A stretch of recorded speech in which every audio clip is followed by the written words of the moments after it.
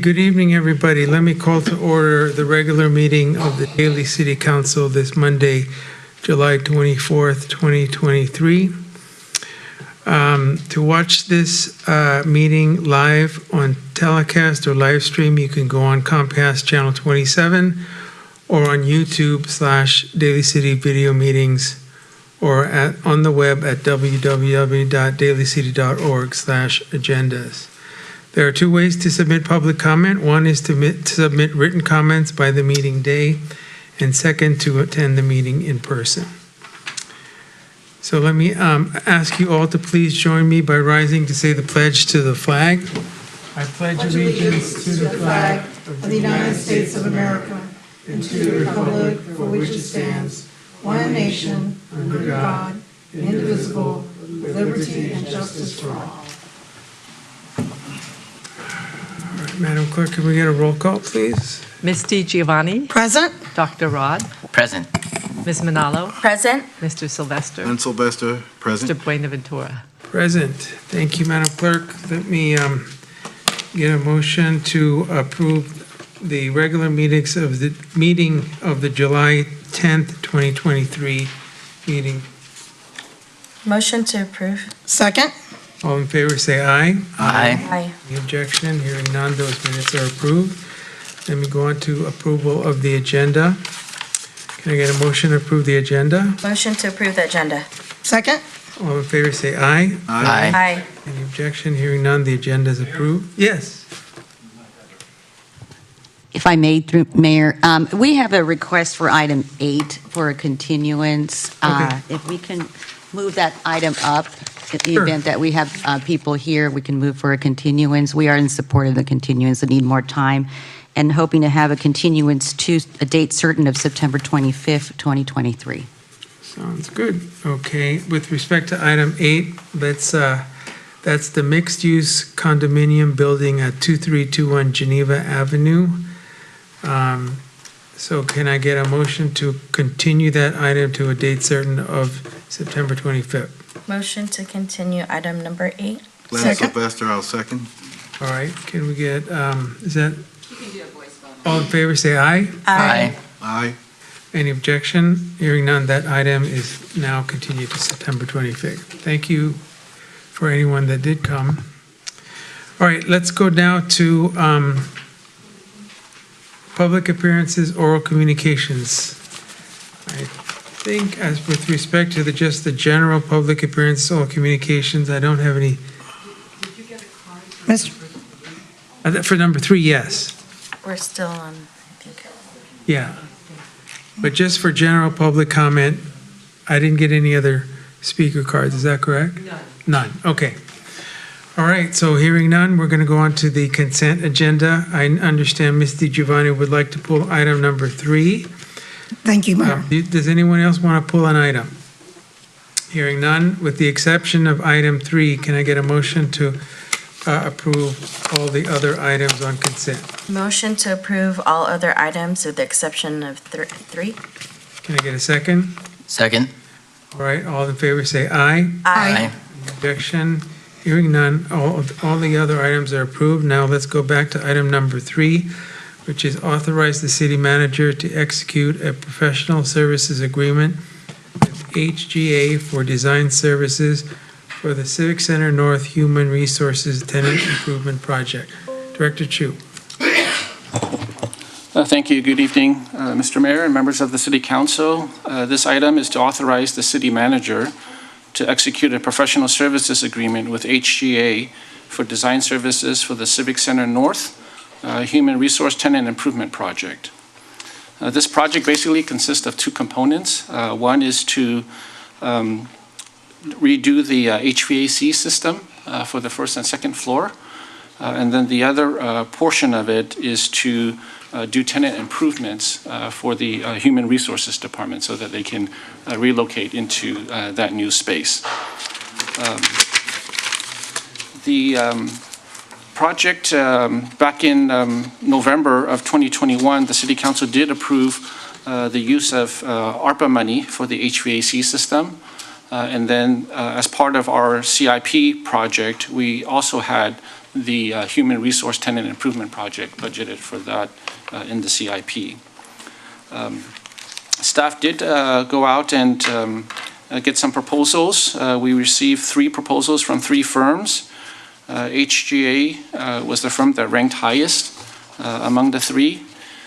If approved, the construction is anticipated to commence in early 2024 with a completion of early 2025. The professional services agreement with HGA provides for a not-to-exceed amount of $248,153.85. An additional approximately $50,000, 20% is needed for contingency and staff time, for a total amount of just under $300,000, $298,000. There is sufficient funds in the approved general capital project funds for the Civic Center North Tenant Improvement Project. With that, I'd be happy to answer any additional questions. Thank you, Director Chu. Ms. DiGiovanni. Yeah, thank you very much. Thank you, Mr. Chu, for the report.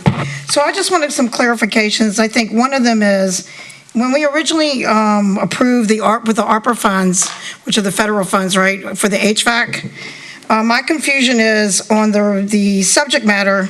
It says that it says Civic Center North Human Resource Tenant Improvement, but yet when it has the account number, this is nothing other than I need clarification. It says Civic Center under fiscal impact, Civic Center North Tenant Improvement Project, nothing about human resources, because I was not aware that human resources would be moving over to that building. Can you elaborate a little more, and when did that occur? I know we did not vote on that, because this, according to your report, 31313, account number 909, that is correct, Civic Center North Tenant Improvement, I remember, and that was just when we had to do the HVAC, the ARPA funds, and that, because I have big concerns as far as the first floor over there, because, first of all, yeah, let's go with that first. Let's go, when did that occur, and why did that occur, that human resources will be moving to our community center where we provide services to our community? Yeah, thank you for the question. Yeah. So I think as everyone knows, I mean, currently human resources, they're in a lease space. And so the thought was if there's an ability to relocate them to a city facility over the long run, that would be more efficient and save money for the city. At Civic Center North, there is the underutilized space. It used to be kind of the cellular company that was there in the past. And so the thought was to relocate HR.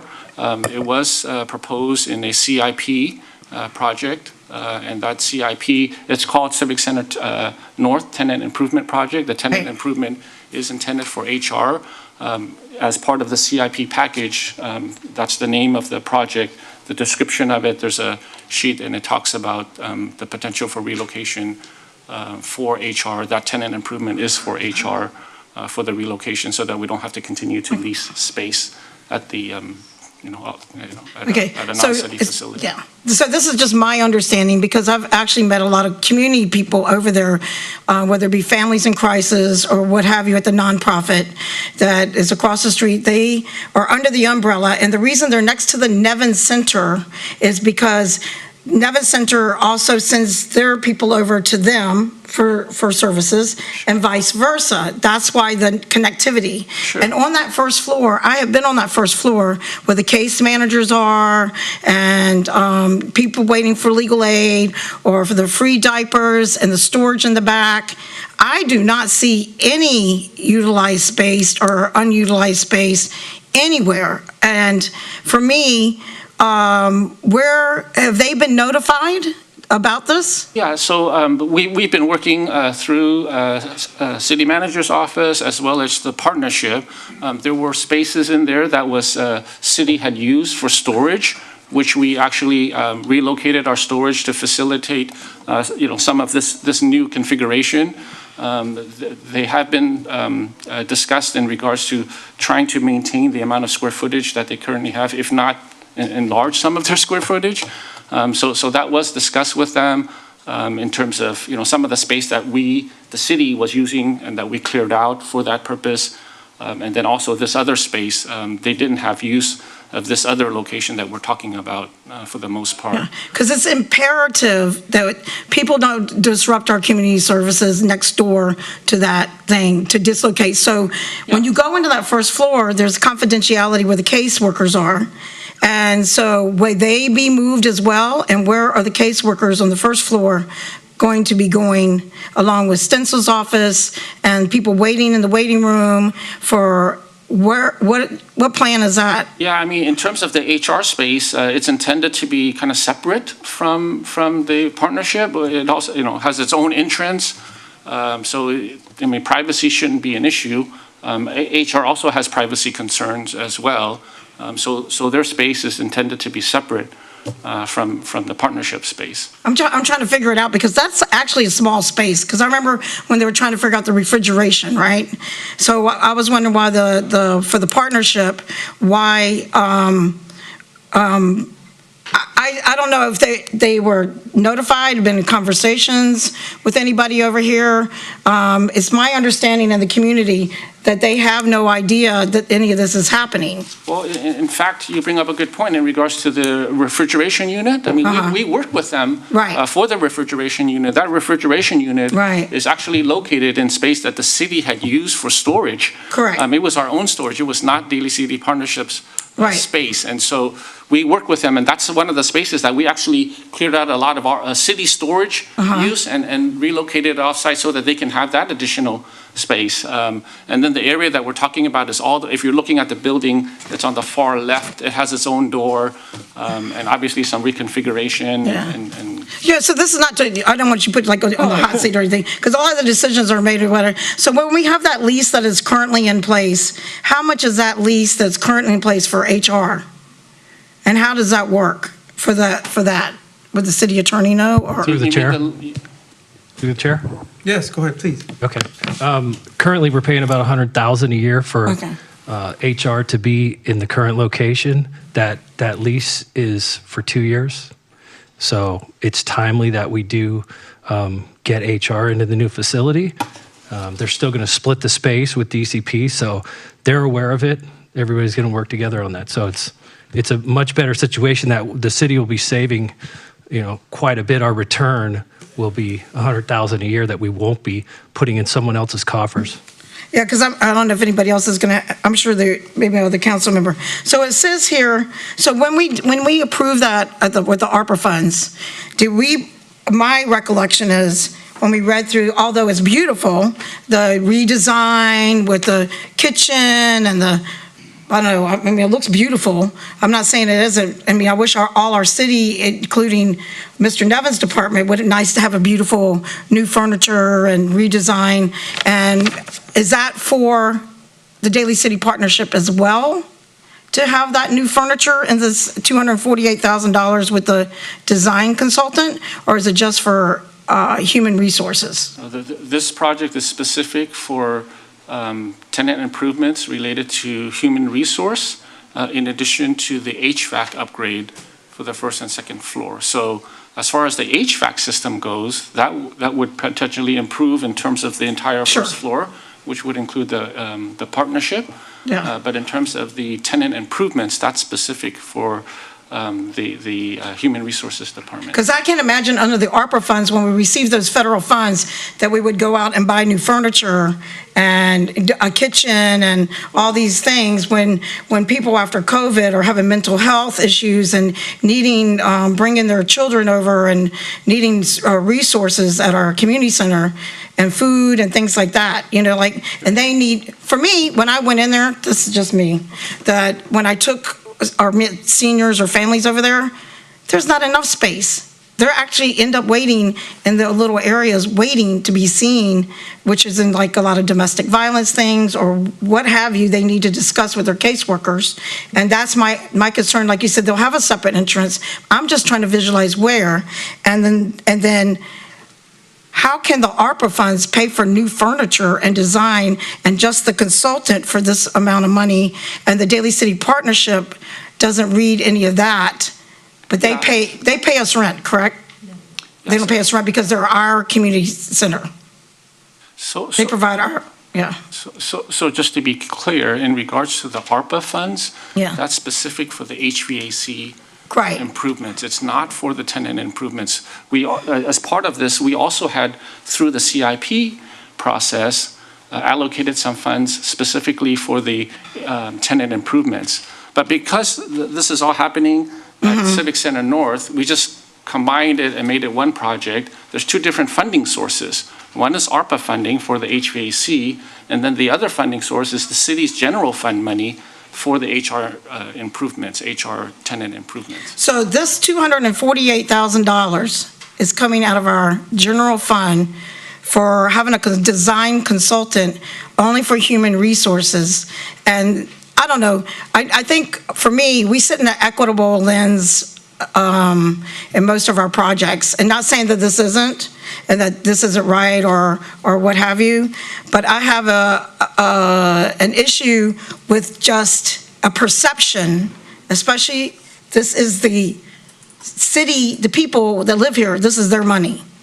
And when they see that there's going to be new furniture over there, but then they come in and they sit down on whatever furniture because they're in need of, they don't care about the furniture, I'm sure, because they're in a crisis mode. But I just have an equitable issue with that money, and that's a lot of money. And that's just for a consultant, that's not construction. Yeah, so just to be clear, in terms of the $240,000, Right. that is designed for both the HVAC system as well as the tenant improvement. So a portion of that 240 would be allocated for HVAC system. Sure. And so that portion would potentially use the ARPA money, potentially. Sure. And it's eligible. But the portion that they're doing in terms of design for the HR tenant improvements, that would be kind of the city's general fund through the capital improvement process. Do you know how much that is, the separate HVAC, ARPA, which I mean, that's been, which we need that. I mean, very roughly, the HVAC system, maybe 15% of the. Right, the code. I mean, the big portion of it, the cost is going to be mostly for the tenant improvement, type work, 15, 20% roughly. I mean, I haven't really, dove that deep into it. But, again, the majority of the work is going to be the HR improvements. And as you mentioned, in terms of, public funds and public money, that is one of the reasons why we're doing this project, is over the long haul, it will save the city money as opposed to having to pay. Does anybody have that penciled out when it would start saving if we were paying $100,000 a year for that? Like, and then when does that savings, like, how much are we going to save versus a lease? I understand that we're trying to save the money, and is now the time to be redesigning furniture? I mean, putting new furniture and getting a design consultant in there and spending general fund money when we haven't even finished our bargaining with our employees yet? Yeah, I mean, in terms of the furniture, so I mean, the furniture also is kind of a relatively small cost compared to the actual improvements in terms of creating the office space, doing the walls, the doors, windows here and there. It's just basically making the space usable for HR uses, for HR space. The old space was just kind of, industrial, didn't have any windows. Most of that cost is basically for that type of improvement. So don't they currently have furniture where they're at? HR currently has some furniture where they're at. I don't know. I mean, I'm not trying to be cruel, but because then when I think about all the other departments, like Tatum's department, I'm trying to think of equitable lens as well. We're using general funds money here. And then, the designs are beautiful. And to spend, this kind of money at this particular time when we're trying to even wrap up our workers for their contract is my issue with that, and the fact that Daly City, the people in the city come to those places, and the youth and everything else in that building represents where people can come confidentially with mental health issues, families in crisis, and known to be that. Like you said, I agree that there would be a confidential, and it is a small space. So Yeah, I'll leave that for now and let my colleagues, if they have anything, Mayor, to say at this point. All right, any questions? Go ahead. Thank you, Mr. Chu. A few questions have already been answered. I'd like to thank the city manager for providing me the actual numbers as to what the lease was, because that was my big question. And if we were to take your figure of $100,000 a year and expend $248,000, our ROI would probably break even in, say, 2.5 to 3 years, not counting the cost of the furniture, which will be expended. It may take a little bit longer. The question I have is, how long has HR been in its present location under a lease? I don't, 5 years, 7 years, 10 oh, years? more than that, more than years. 20 years. Great, so I would probably venture to say that maybe some of the furniture there is approximately 20 years old. And I'm sure that the city has taken some depreciation on that furniture over the years.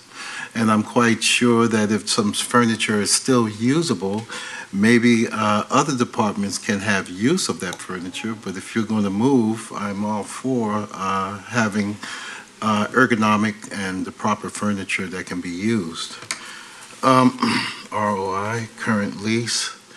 In the consulting, you've validated that it's only a consulting firm, so they will not be responsible after they've conducted their needs assessment for HR. They would not be involved in the construction or the remodeling of the particular unused spaces. Is that correct? The design consultant will be providing construction support services. Right. So they will prepare the whole design, plans, estimates, specifications, so that we can actually bid it out for construction. And then if there's specific design questions that come up during construction, they will be there to provide support for that. Okay. Any idea, to your recollection, after moving different items around in the building, as to how much unfinished or available space, square footage is available? I don't have the square footage off the top of my head. It's probably a little bit larger than what they currently have right now in the lease space. Okay. So it's larger than what they're currently at right now. Okay, thank you. Who owns the building? Which building? The One we're Civic Center North, the city owns the building. The city owns the Yes. building. And our community center there, I saw Tatum nod her head. They don't pay any rent or anything like that. So I guess if they needed, during the needs assessment, maybe any upgrades to which this consultant will not be involved with, does the community center have the ways and means to do their own upgrades as needed? Say, for instance, additional rooms for confidentiality. I mean, is that on us or is that on them? The Community Partnership Center, they definitely have the ability to do improvements should they want. But oftentimes they've reached out to us and we've partnered with them. Again, the refrigeration unit is a good example where, the city helped with that, and also, with some funding and some support to get that built. And so that's still ongoing, but it is a partnership and we continue to work with them for their needs as well. Okay, so that's the magic word I was looking for. It's a partnership, and they collaborate with us, with the city, if they want to do potential upgrades or modifications based upon their own specific needs. If it's dynamic and fluid, so if things change, then if we need more rooms, they need more rooms, but we tried to collaborate with them to see how we can assist if need be. Sure. But I our mean, main concern right now is getting HR over to that building. Yes, that's correct. And again, the refrigeration unit is a prime example. They didn't do a Gotcha. lot of food distribution previously, and since the pandemic, they did, and we kind of worked with them to make that happen. Okay, that's all the questions I have. All right. Thank you very much. Thank you. Any other questions? All right, I do have a speaker card. Katie Chung, is Katie Chung here? No? That was on item number 3, I think Katie Chung, but, no? Okay. Through the chair? Yes. I think it's also important to let you know that we have provided DCP additional storage at Pat's Closet, so they utilize that space that belongs to the city as well. That was a long time ago. Wait, I have one more, Mr. Mayor. Go ahead. So the thing is that whether they pay rent or not, I get that, right? But it shouldn't matter how people get treated. They're our community center. That's for me. And I have seen them actually save people's lives. That's basically when they're our elders or whatever the scope of the thing. So whether someone, as a city, we are here to provide services to the people. That's the main function of our city, is to provide services to the people. And yes, for our employees, and I would love to have new furniture for all the departments. They're all outdated as far as, it would be great, because when you go into other offices, some new offices, and maybe one day that'll be that way. But currently, with the deficit and not finishing our contracts with our last bargaining group, I just think that just sends a bad signal, whether it's valid or not valid, that I think that that's not going to be viewed as equitable. That's the only thing. And then going into our reserves is an issue. Other than that, thank you. Any other questions? And thank you, Mr. Chu. Or comments? Go ahead. Just for clarification purposes, with Daly City Partnership, was it mentioned that, do they pay rent to us? Can that be clarified? Yeah, we can clarify, they do not pay rent for that space. Okay, so we are definitely in partnership with the Daly City Partnership. I think at one point, that was part and extension of actually Daly City Community Services, and then they are now their own entity, but continuity of support has happened throughout the years. I think given how much land value is, I think we're a great partner in having them not pay any rent. I mean, I think that has just shown a track record. I do say they do outstanding work, but I think the city of Daly City has been suffice in not charging them rent, because it is about a partnership together. Thank you. Okay. Just one more, sorry, Mr. Mayor, but I just want to make sure, clarification is that many, many years ago, which probably Mr. Piccolotti and other people are aware of, the state wanted to make sure, this is when Ms. Martell was here, to separate between the Daly City Partnership. They were sent a letter to make sure that they were separated. That was part of the history of how it had to become separated. So that's just so that people know and the public know that was one of the reasons that it was like that. And that, yes, the city does work with them because they are the services for our main umbrella to serve our community as well. Yeah, thank you. But that's it, and I abstain. Okay, so, any other comments? No? All right. Is there a motion to approve item number 3? Motion to approve. Okay, we have a motion to approve. Can I get a second? Second? We have a motion and a second. Can I get a roll call, please? Ms. DiGiovanni, Abstain, I support the HVAC, but not going into our reserves. Dr. Rod, Aye. Ms. Manalo, Aye. Mr. Sylvester, Glenn Sylvester, aye. Mr. Buenaventura. Aye.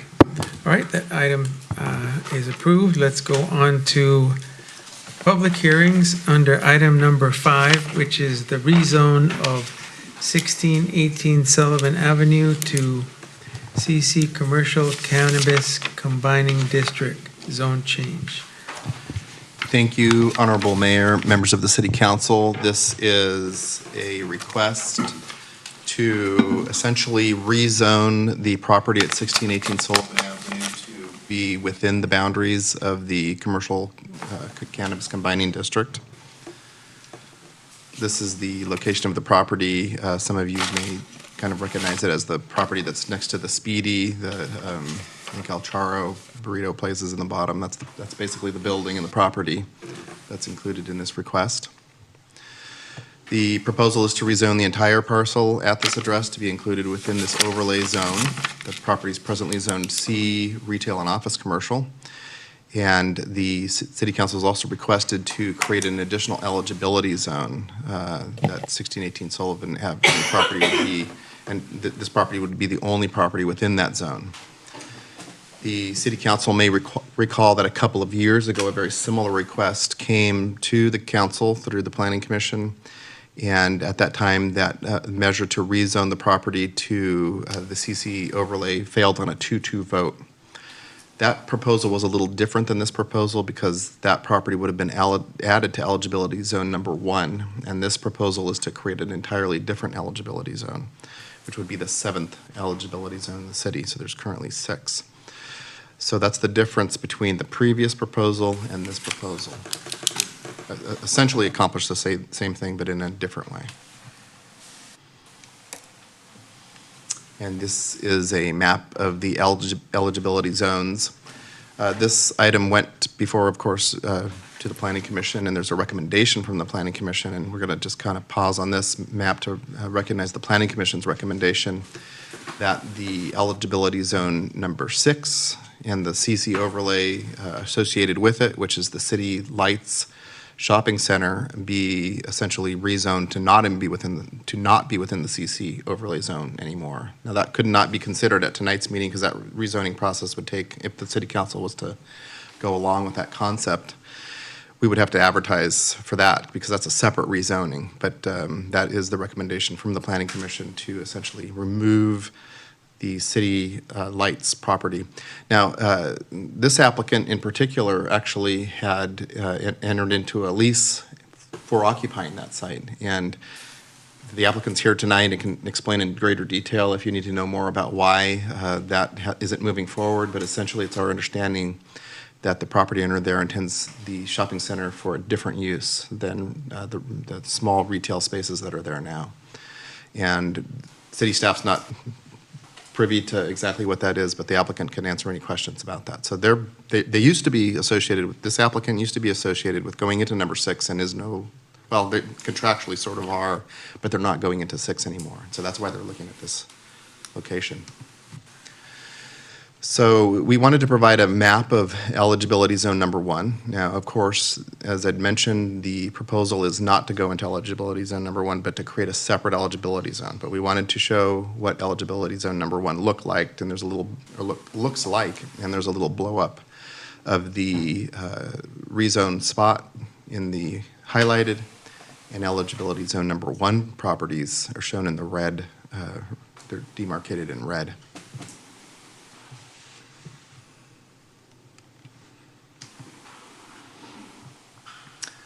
The existing building's essentially a 2-story kind of strip mall building.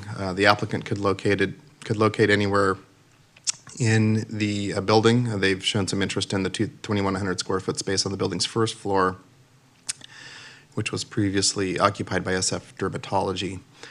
But again, just to restate, they could go into any of the tenant spaces in that zone. And another thing that the city staff would like to clarify is that the city council, were it to approve the rezone tonight, is not actually approving this particular cannabis retailer at this location. There's a separate process for that and a permitting process for that. But we would be opening essentially the ability for cannabis retailers to locate at the 1618 property. So that's an important thing to know. This is a site photo.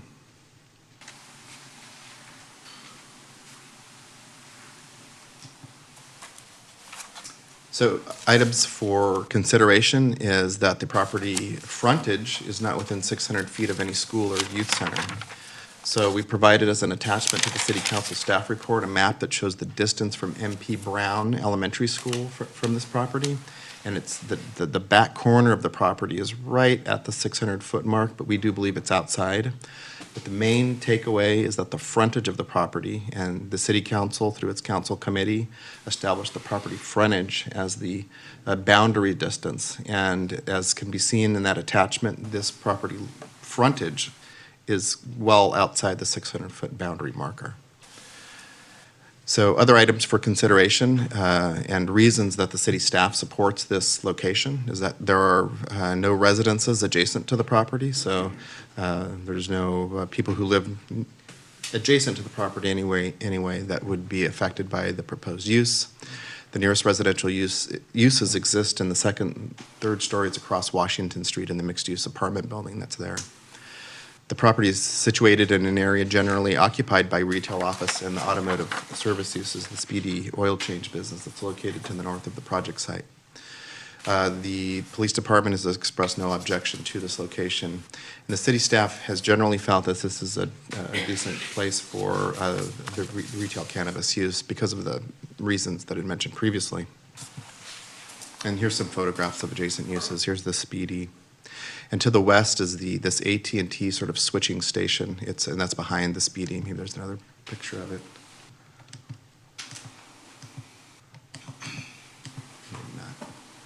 But this is the back lot, if you will, of the corp yard associated with that AT&T switching station. So again, no real sensitive uses around it.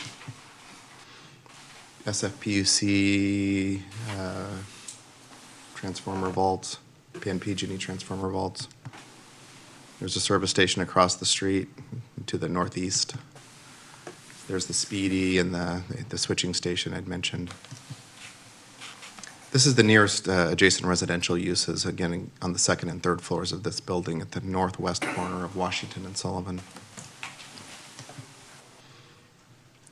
The proposal, we feel, is exempt from CEQA because there's no potential for environmental impacts. The Planning Commission's recommended approval of the zone change. The Planning Commission did so, though, with the proposal that the eligibility zone number 6 and the City Lights property be removed from the CC overlay zone district. So passing that along to you in their recommendation. The City Council was provided a letter from an attorney that represents a cannabis retailer in the area, and I hope you had a chance to review that. And if there's any questions about this, the city staff's, of course, available to answer those.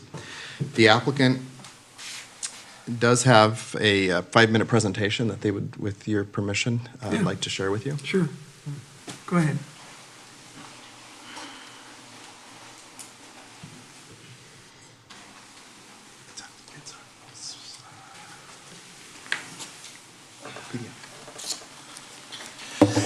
Good evening, Mayor, Vice Mayor, council staff, and residents. I'll give them just a moment to pull up the presentation. There we go. I appreciate your time and attention this evening. I'll try not to waste any of it. My name is Devin Julian. I'm the CEO of Culture Cannabis Club. Next slide. We'll go down to the second. This is some of my team. Reggie McCoy, Chief of Communications, and Julie Lee, Director of Administration. I want to just give you a brief background of who we are and then how we got here. I know that tonight is not a selection opportunity, but just by way of explanation, giving you some of our experiences thus far. I've been in the regulated cannabis industry for about 15 years. The team as a whole has over 30 years of cannabis experience and managed over $100 million in cannabis revenue across over 25 different locations. Total, we have 31 permits in hand, with 26 of those in the state of California for retail.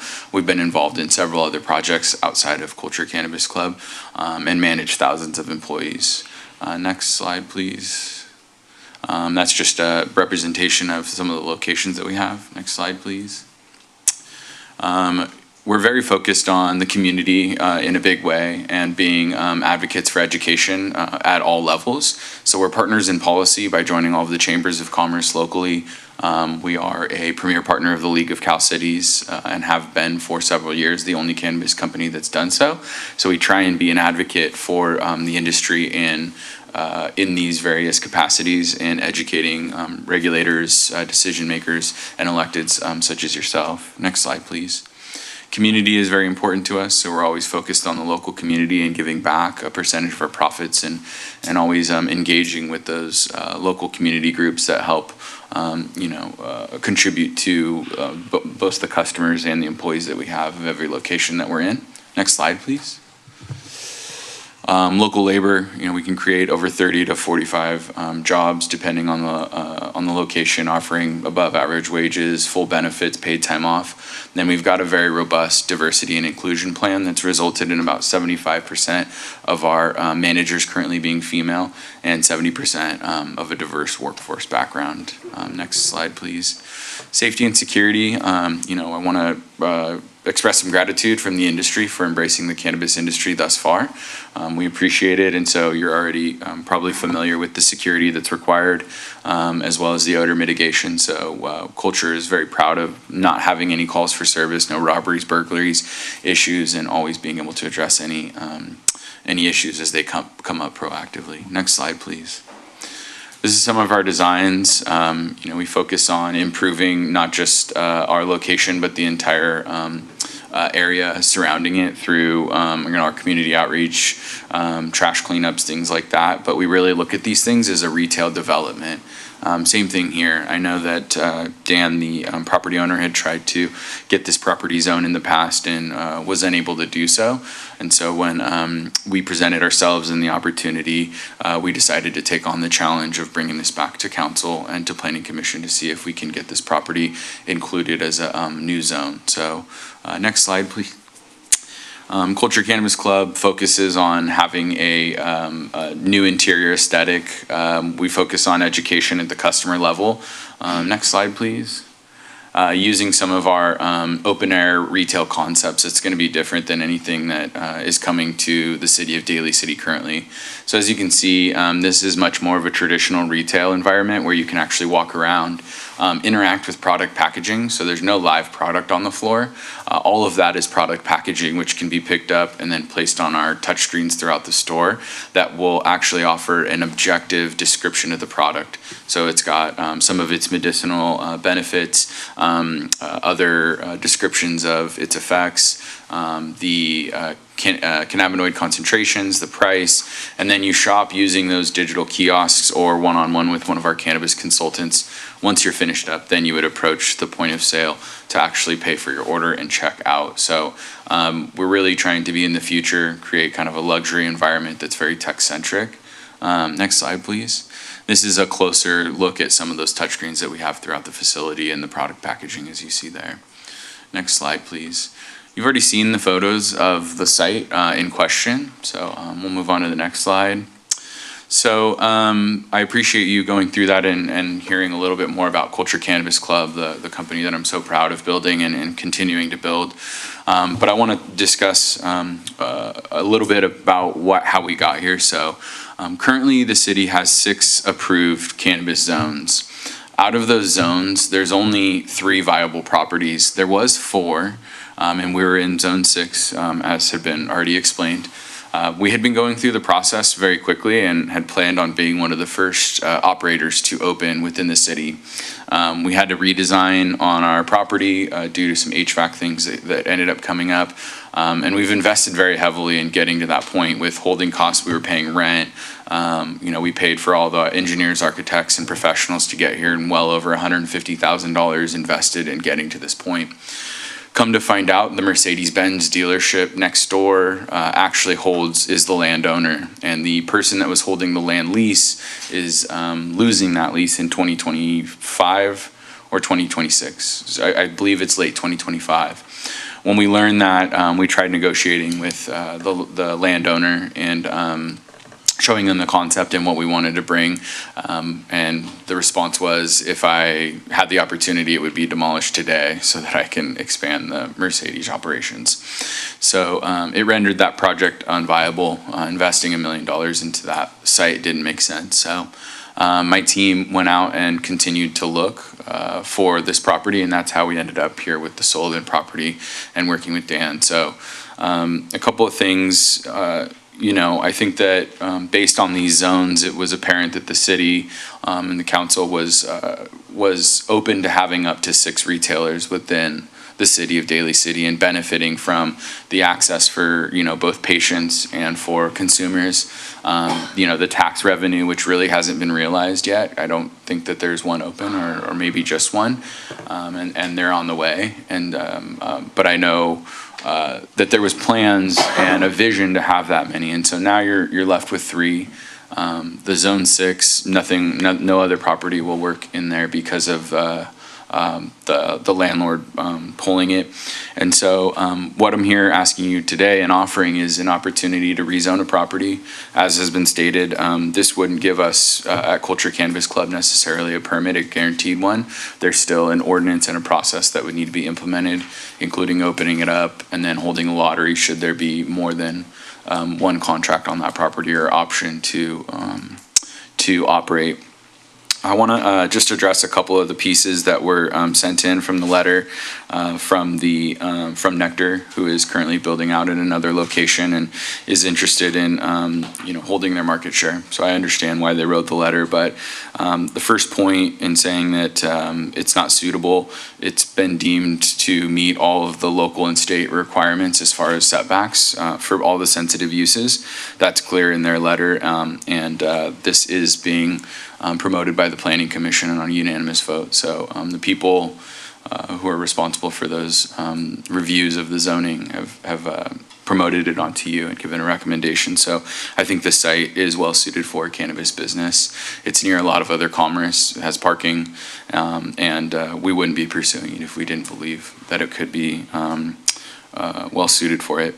An over concentration, there's lack of access overall throughout the city, and we believe in a free market and letting us compete on price, quality selection, and the experience. And so, you only have 1 per 25,000 roughly residents should there be another zone and another property that's viable there, and increasing it to 4. But as of right now, there's only going to be 3. So 1 per 25,000 residents is kind of the industry standard as being a shop that can be considered profitable. So we would continue to pursue that. Opening a new location without a lottery, as been stated, you're not picking an operator, you're just reviewing the zoning today. And we're not looking to relocate zones, continue with the process as it stands and follow the ordinance and open it up. So that's it for me this evening. I do ask that you, motion this evening and consider that you add 1618 Sullivan Avenue to the cannabis overlay zoning, and then following that, open it up for interest there to see if you can gain some additional retailers. Thank you for your time and attention, and if you have any questions, I'm available. Great. Any questions? Hearing no questions, let me open the public hearing on this item because I have 1 speaker card, maybe 2. The first one is Mike Getlin of Nectar Markets.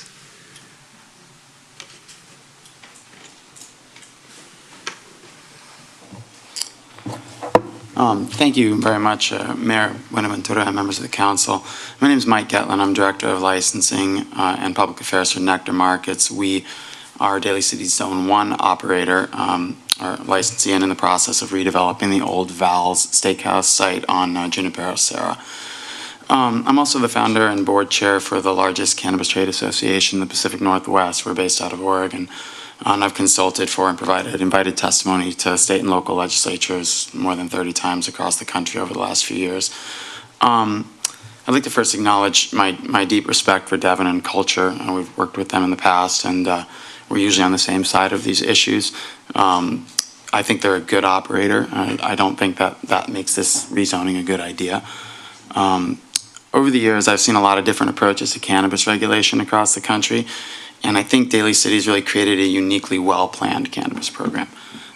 In time, it will ensure access to products for residents in all parts of the city, minimize potential negative community impacts, and importantly, support the long-term economic viability of its cannabis licensees.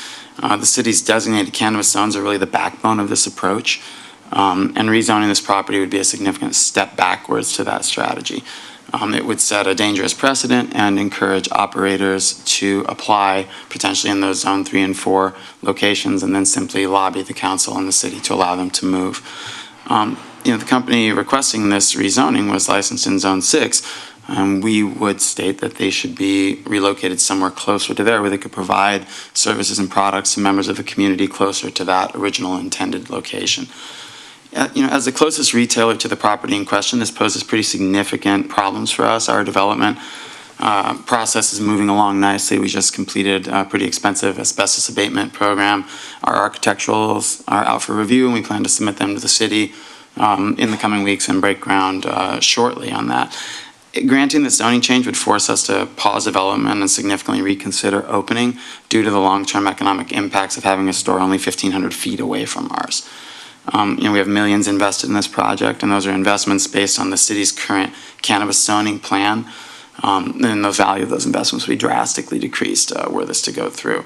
And it would certainly slow, if not stop, our development process. In the event that a Zone 7 is created, there should be an open lottery process for that license. And I think it's a little bit disingenuous to say that this would be an open process because we are creating the zone after the potential applicant has already been clearly in extensive contact with that landlord. If permission is granted to one license to move, we think it should be granted to all licensees to move. There are always better locations, and all of us should have the opportunity to move locations if our current one is not viable. In sum, we think the city put a lot of work into a well-planned cannabis program. And though opening cannabis retailers is slow, arduous. Your 2 minutes are up. You need to wrap up. Oh, okay. I've said what I mostly need to say. There's significant public outreach, I think, would be necessary to do this, and a much more long and careful process to essentially establish a new cannabis program in Daly City, which we believe this does. So thank you very much. I'm happy to answer any questions. Thank you, Mr. Getlin. Let me call up Nancy Clone. I hope I said that right. Chow. Oh, I'm reading it wrong, sorry. Come on up, you have 2 minutes. Hi, my name is Nancy Chow, and I'm a resident. I live pretty close to where the proposed new cannabis retail shop will be. I'm Edgeworth in Washington. So I'm within walking distance, and I've been living there for over 10 years. And the location that you guys are proposing, I'm very familiar with because I actually walk to my dentist when I go there. So I do have some concerns here. One of the concerns you already addressed, you said it's not within 600 feet of a school. I understand that. But I do want to make you aware that there's a CVS close by, I think within a block, and I do see a lot of youth hang out in that area. So there's a little bit of concern there. Another thing is that I don't know if the company will allow smoking or using their product in front of the building or near the building. That's another concern. And, also concerned about the crime and the property impact on the property value. So I don't know if you would consider making the business pay a community impact fee. So another thing that my previous speaker raised was that, are you going to be losing your customers at your previous location? Because I think that I read that a lot of people, they want to be close by to a shop, so are they then going to market to new customers, around my area? And what is the average age of the customers that they are servicing right now?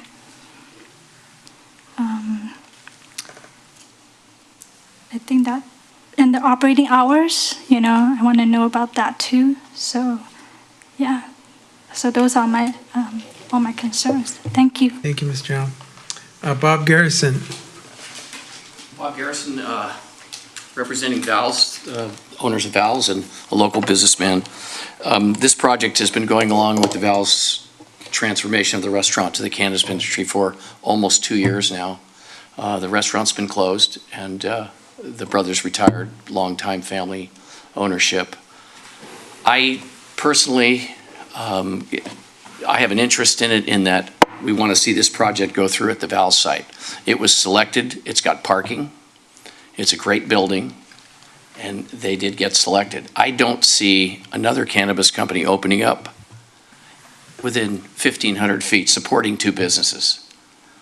And I really feel that if we do this now, then what's going to happen down the future? Somebody else want to rezone a project somewhere close, you'll end up like Washington or Oregon, where you walk down the street and there's 15 pot shops on every corner. I don't think we want to do that in Daly City. I think the plan was well thought out, and where the locations were good, where they were selected, and I would hope that the council would go along with their original program. Thank you. Thank you. No more speaker cards? Okay. So that's all the speaker cards we have, and I have opened the public hearing on this item. Can I ask my council if they have any questions or comments? Go ahead. Thank you, Mr. Mayor. One question I do have for staff is in regards to the one that's operating already at Skyline Plaza, Megabud. I'd like to know how that's coming along. Has there been any issues there around? I just like to know how that's been going, since that's the only one we have to date. Yes, I believe that location's been open about a year. We haven't heard of anything. The police department's here if you'd like to ask if the chief knows of any issues, but we know of none. Okay, thank you. Oh.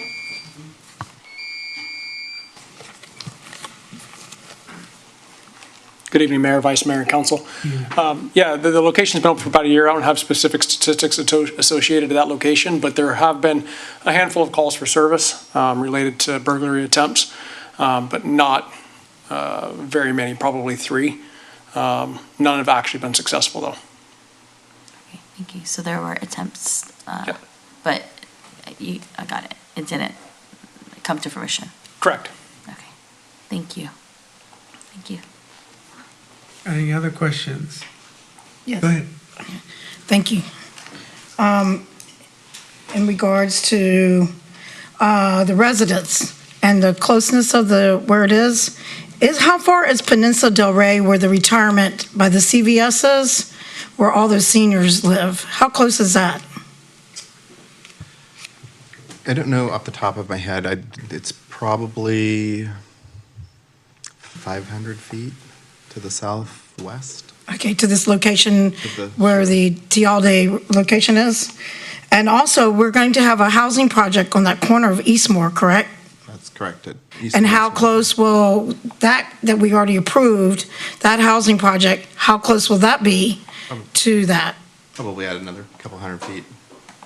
Yeah, so we are going to have residents less than 600 feet to the Tialde location, given our housing project, our Peninsula Del Rey, where our seniors are, and also right across where the In-N-Out is on that corner. Did you say northwest?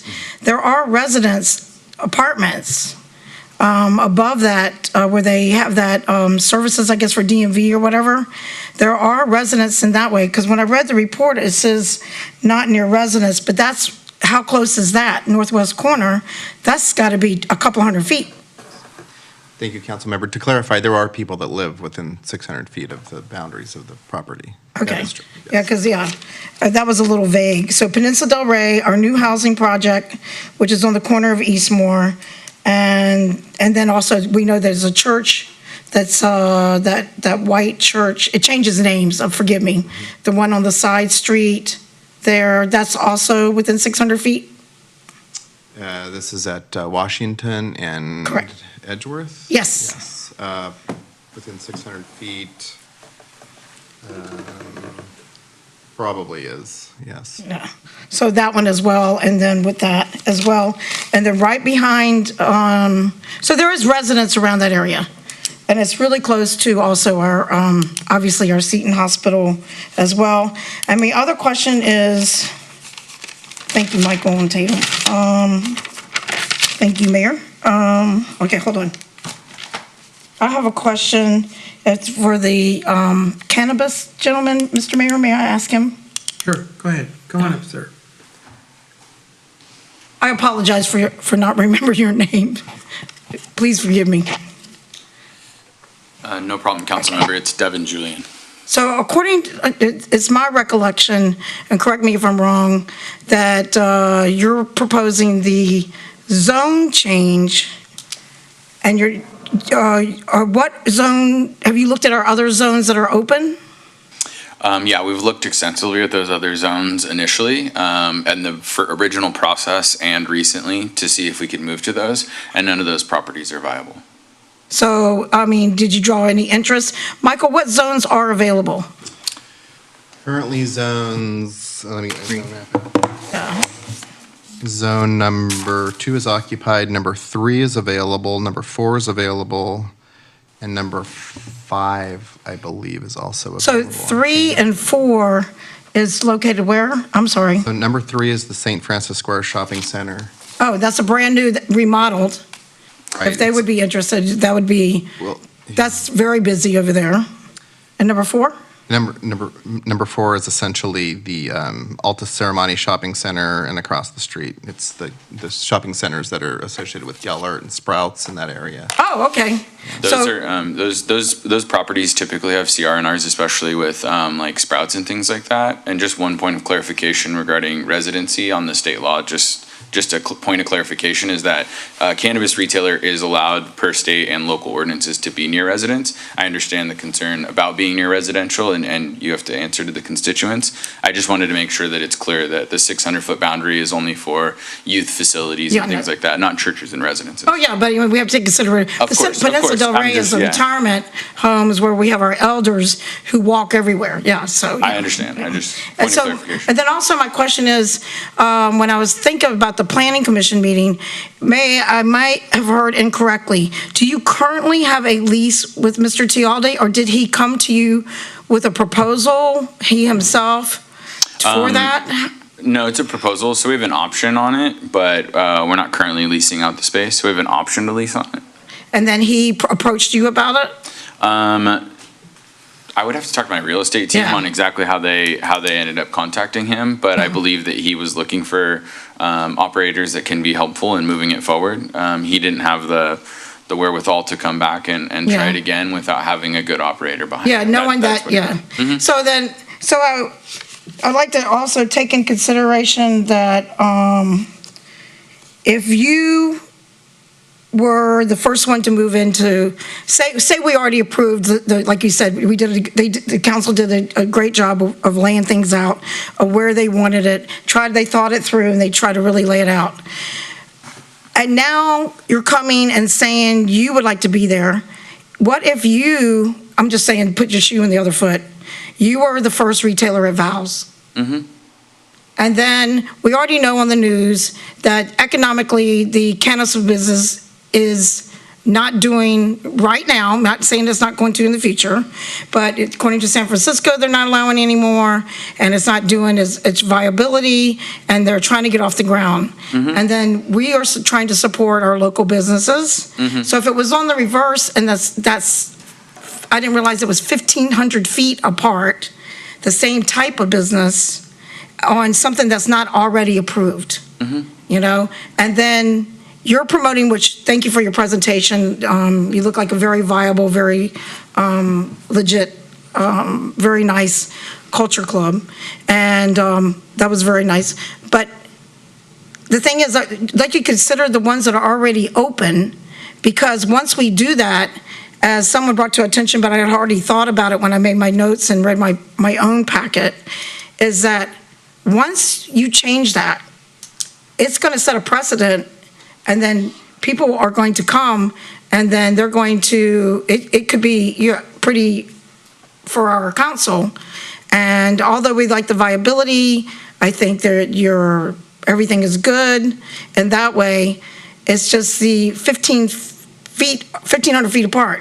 I know we have like 2 In-N-Outs, not comparing it, but they're on the opposite sides of the city, right? So I would not put another In-N-Out on the corner of that. I know that's a poor comparison, but it gives me the thoughts for process and. Yeah, as Mr. Gitlin had said, we have a lot of respect for each other. I know Nectar, and I, of course, would be pushing back as well. But I also believe that there is viability here with only 1 per 25,000 residents. Those other zones that you had mentioned, they're just not viable. We've gone to them extensively. There's CR&Rs, groups like Sprouts, things like that. They put in things in their lease that would not allow us to go into centers like that. And so we've definitely been doing our due diligence, and I'm here today because I want to serve the citizens and the residents of Daly City. Sure. As you had mentioned, there's gas stations right across the street from each other, right? 1,500 feet as the crow flies is a little bit different when driving it.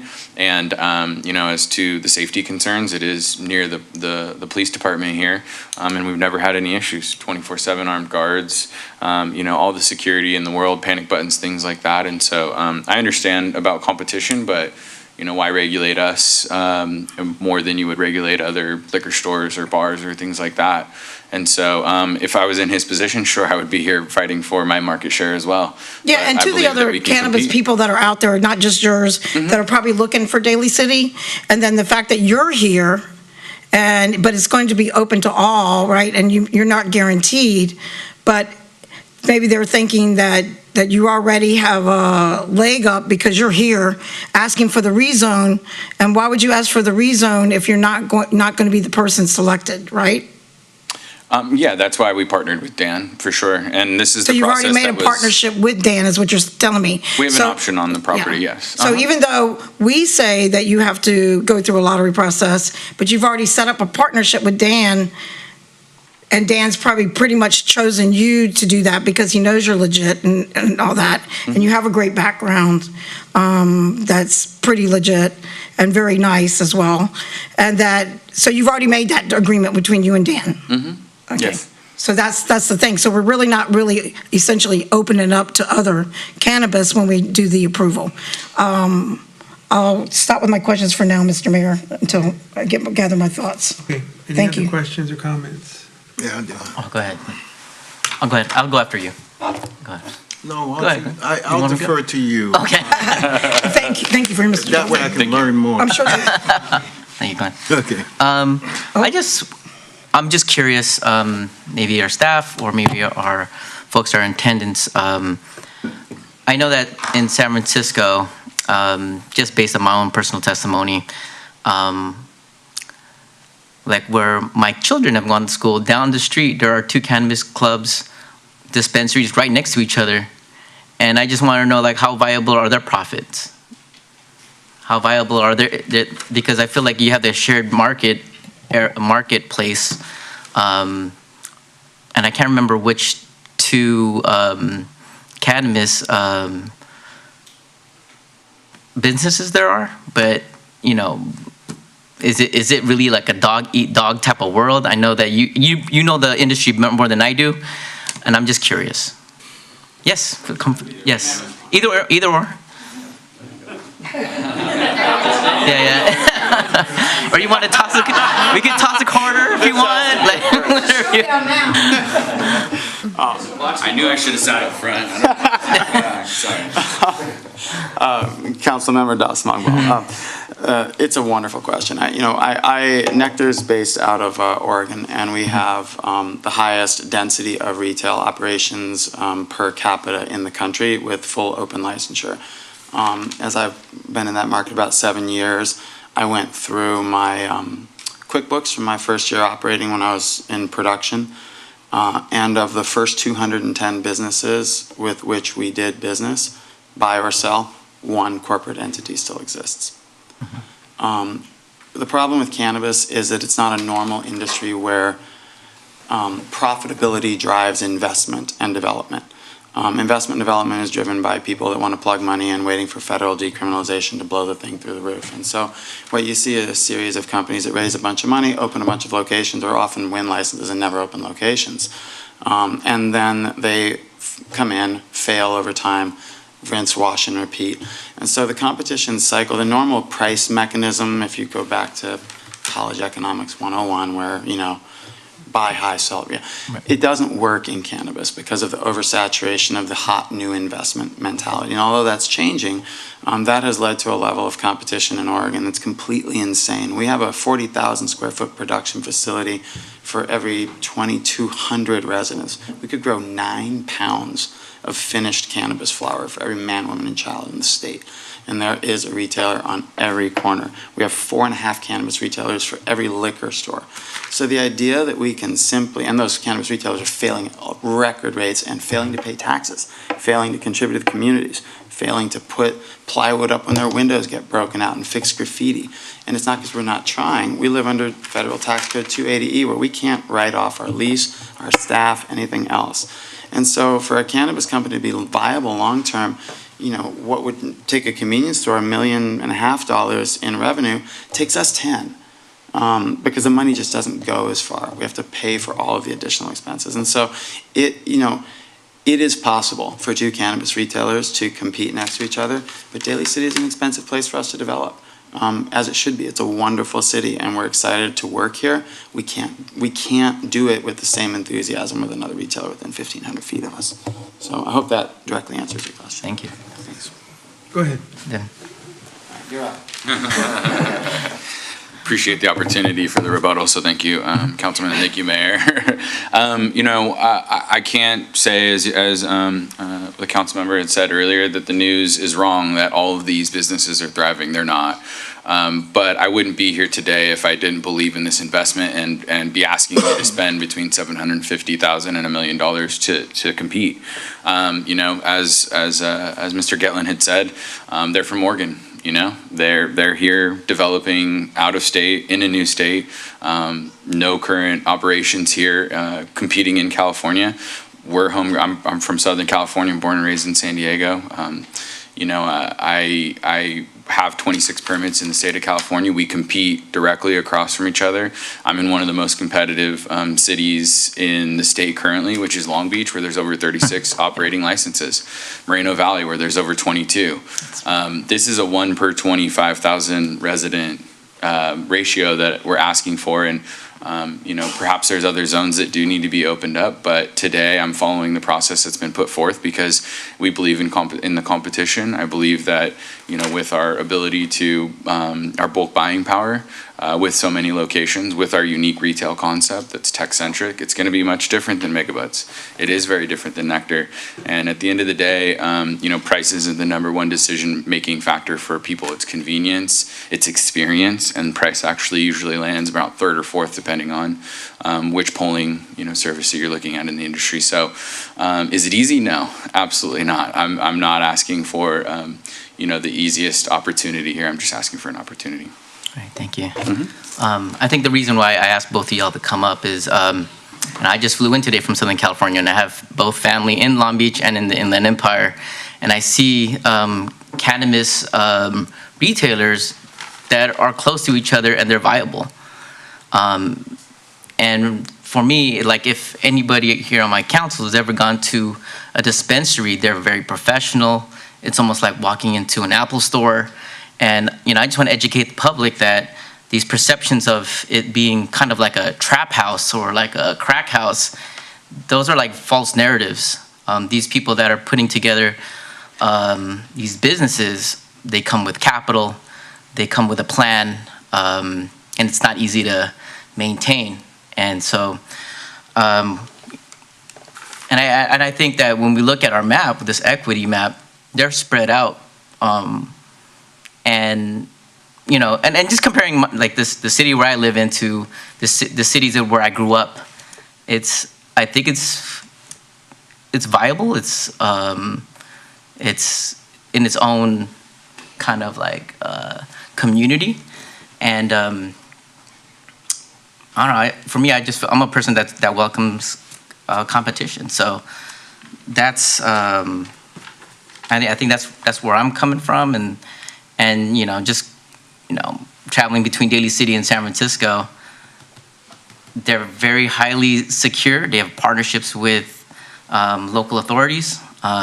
So for me, I feel like I don't have any more questions. I'm just putting it out there that just to educate the public, like,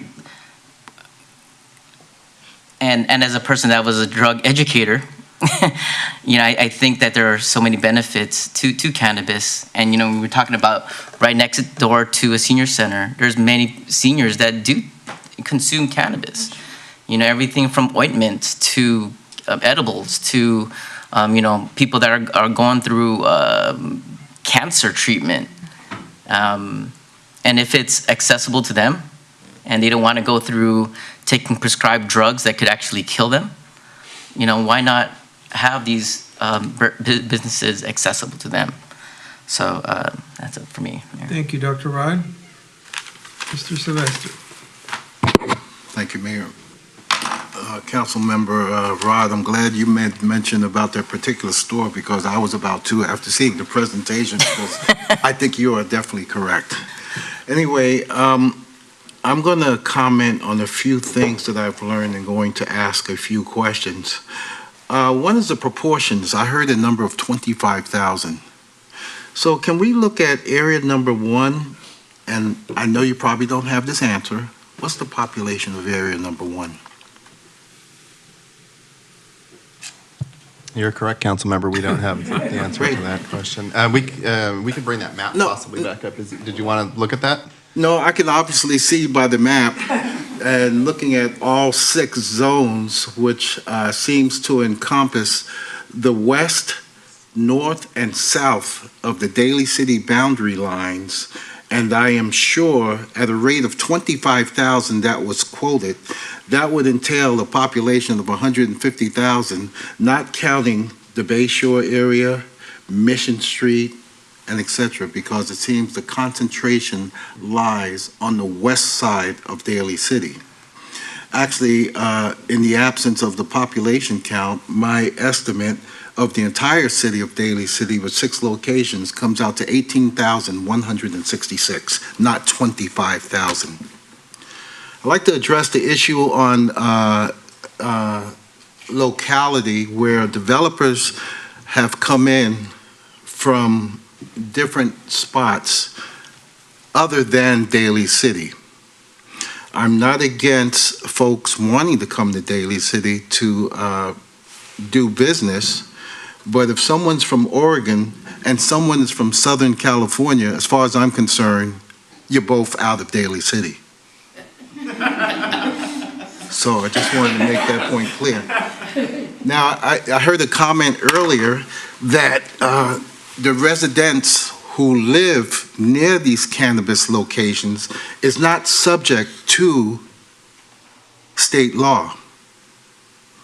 But when we were going through these items to determine locations, because the voters approved it, Prop 64,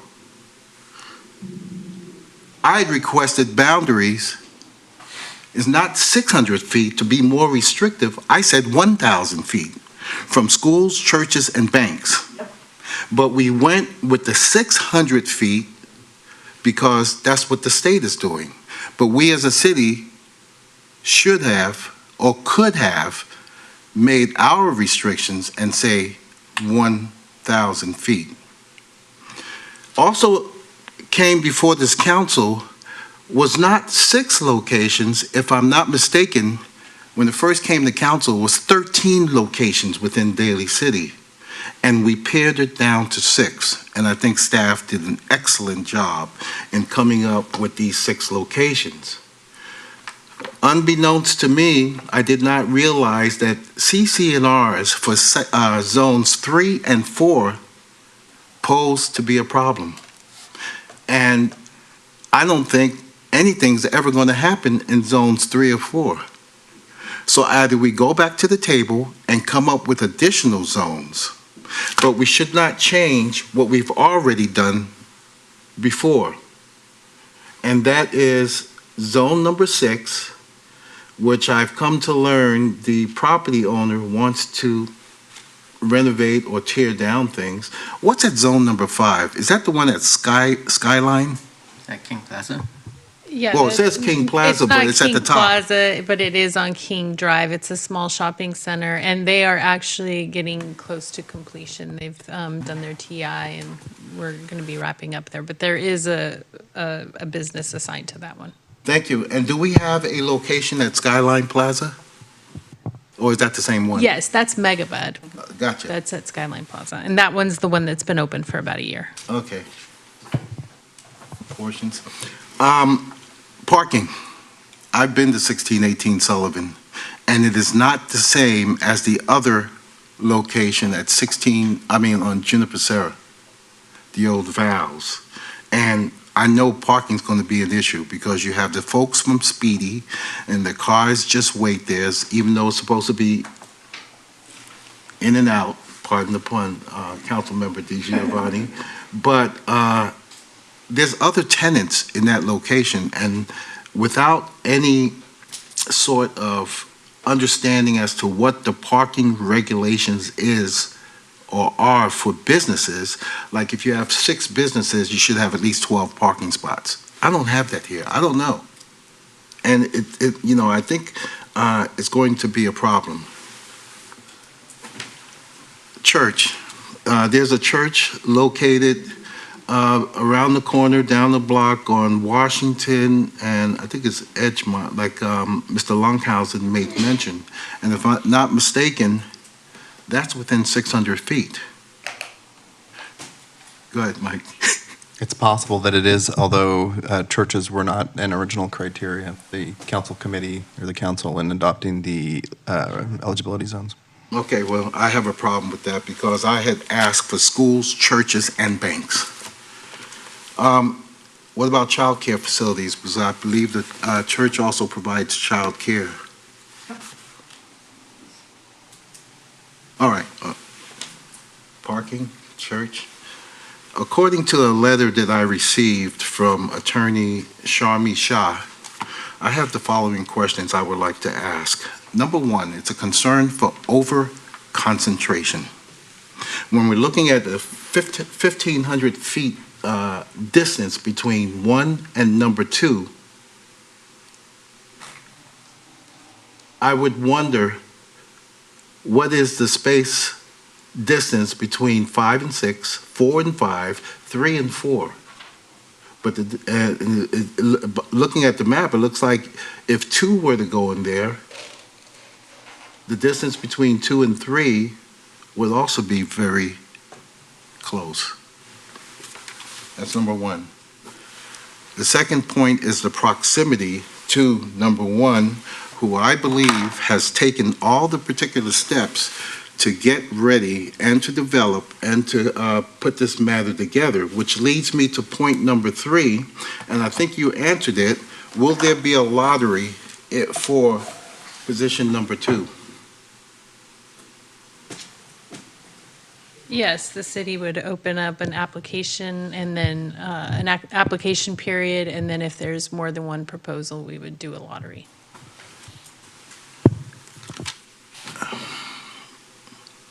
A lottery, okay. My next question, before I give you my last question, as per the attorney letter that I read, can one operator, say an operator who has a business in zone number 5, can they open up or apply for zone number 2?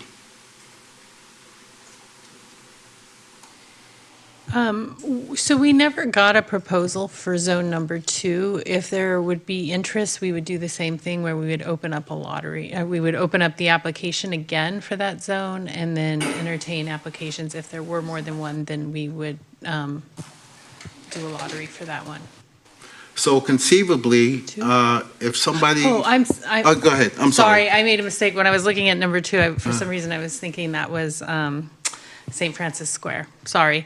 So no, Zone 2 has a business there. So unless that business leaves, there's no room for another one in Zone 2. Well, Zone 2 is where Megabud is. So I appreciate that, Tatum, because if I were the owner, if I wanted cannabis there, I find a way to get the business out so I can put the cannabis there. But my question that I'm asking, if you have an operator, legitimate operator, say number 1, and they want to go into the lottery process for number 2, could they do so? And would that hold them back?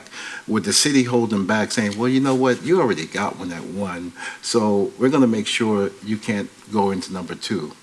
What would happen there? Oh, so is the question, could a certain operator have more than one Yes. location in Daly City? Perfect. Yes, they could. All right. My last point I would like to make, as per the attorney's letter, I talked about overconcentration, proximity. I questioned about the lottery process, and number 4, disparate treatment. I want to ensure that there won't be any type of disparate treatment, that everyone is treated the same. And it sounds like they will be, based upon the lottery process that will go into effect if we were to approve number 2. Correct. If there's more than one application received for the new zone, we would do a lottery system. All right. My last comment is, I appreciate the work that staff has done. Looking as to the equity lens, I think a concentration of cannabis locations located on the west side of Daly City is really not equitable. I think it's easy for folks to say, yeah, do it over there, but NIMBYism, not in my backyard, and that doesn't apply to the east and the north side of Daly City. So that's what I'm also going to be considering when I make my vote. Thank you, Mr. Mayor. That's all I have. All right, any other questions? Go ahead, Ms. Vice Mayor. Thank you, Mr. Mayor. I think since we're looking at kind of either revisiting this zone, one thing I want to bring up is, I think when we created this ordinance, I would like to revisit something around like an equity program. I know that there have been many jurisdictions around that we can now look at as far as models. And when I talk about equity, I'm talking about those that, have been, I would say, victimized through, because it was illegal at that time, and now it's legal. So whether or not they've been arrested or convicted of sale, possession. I know there's programs like that in neighboring counties, and that the impact of that is not only with the individual that may have been incarcerated, but then it also impacts the families that have been affected. So, I think what I'm bringing forth is I also want to ask staff if we can look at, because that is not incorporated. I don't see that within our ordinance. And if we're talking about individuals or families impacted by, being arrested, whether they had, a small amount or whatnot, I mean, that just really is intergenerational. And so if we're looking at equity, not necessarily on a geographic level, but more on a socioeconomic standpoint, I think I would like staff to look at programs, because that's something I think our city has not looked into. And I know that, Councilmember Dasmal Magwal previously, when we talk about this, has also echoed that. So I think, we've opened up this ordinance to talk about whether we expand it, open a zoning, but I'm taking it to a different conversation as well around looking at a social equity piece. I think what was talked about earlier as well is like, and I think it's wonderful that we have applicants here from, that have longstanding businesses. But, I also just want to look at opportunities for, those that have been truly disenfranchised. and if we can somehow incorporate that. All right, go ahead. Thank you. Yeah, I have to say that this rezoning has brought up I think a window of like, now that we know, thanks to the gentleman, thank you, that 3 and 4 are not even viable for you. I mean, that's important for us to know. And I don't know why that wasn't researched in the CCNRs prior, but so for your attention to that and your due diligence, I truly thank you. And I think if we revisit it, and if you, so that if you are interested, and if the council went and looked at the map and created another opportunity that you would be viable in Daly City, which would be great to have you in Daly City with your background and everything, in a zone that would not be opposed with that type of CCNRs, that we as a city should do our due diligence and check out their CCNRs to make sure that we're not just creating a zone and then someone like you comes along with a great background, UFCW, I saw that as well, which, you know, that's actually excellent. And then everything that comes along with it and comes in here and cares, like as Dr. Rod said as well, there are, you know, people here that suffer from many diseases and, you know, we don't find that the pharmaceutical companies with all the side effects that come in when you have people like both businesses here tonight that are interested in doing the right thing. But as far as when the gentleman over at Val's, I don't know why I keep calling it Val's, I apologize.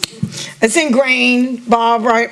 So, I know, no steaks yet, but maybe one day. But anyway, that you went under the pretense, say I'm a business owner, right? And you went into this knowing that you looked at the map and you decided, for whatever reasons, this is where you wanted to go. The same thing with this gentleman here, right? And that as a business owner, now all of a sudden you're thrown in this thing that you didn't think was going to happen because this council had already decided. So now we change it, but you went in with that intent, right? And also, you know, let's raise the fact of that you might have legs to you know, for our city, because that was not fair, because now you're in, you got the lottery, you went through the process, and then you can come back and say, hey, you know, like, that's not right, because I even read the legal all through this today as well. And then I know this gentleman here as well, he would not want anything to happen to any proprietor from a legal standpoint as well, and would like to be fair. It appears that you as well, sir, is interested in doing a fair business in our city as well.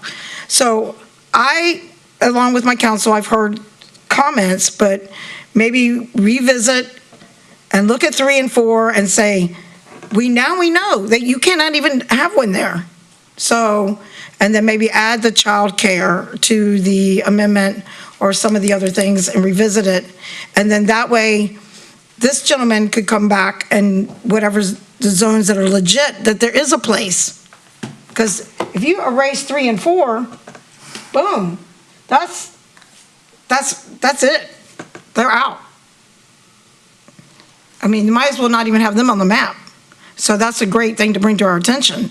So maybe revisit it, create a zone where this gentleman can come in as well, and but he's already entered a proposal, sir, or just an agreement, not an agreement, but with Mr. Tialde, sir? We have an option to lease the property. Oh, you have an option, yeah. Yeah. But you So we are paying a fee you and could we go have- to another zone, if it was open. Yes, of course. And if it's a good, because I mean, all over, as you can see, Daly City would be viable for this type of industry as well, even though with the economy, we need people with experience, even though I do agree with the socioeconomic and the process about for people.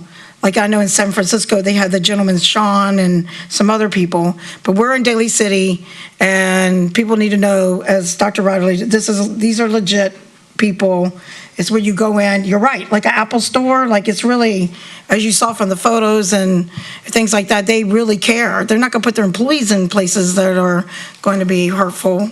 They're here to be a community partner. And that's what we're looking for here.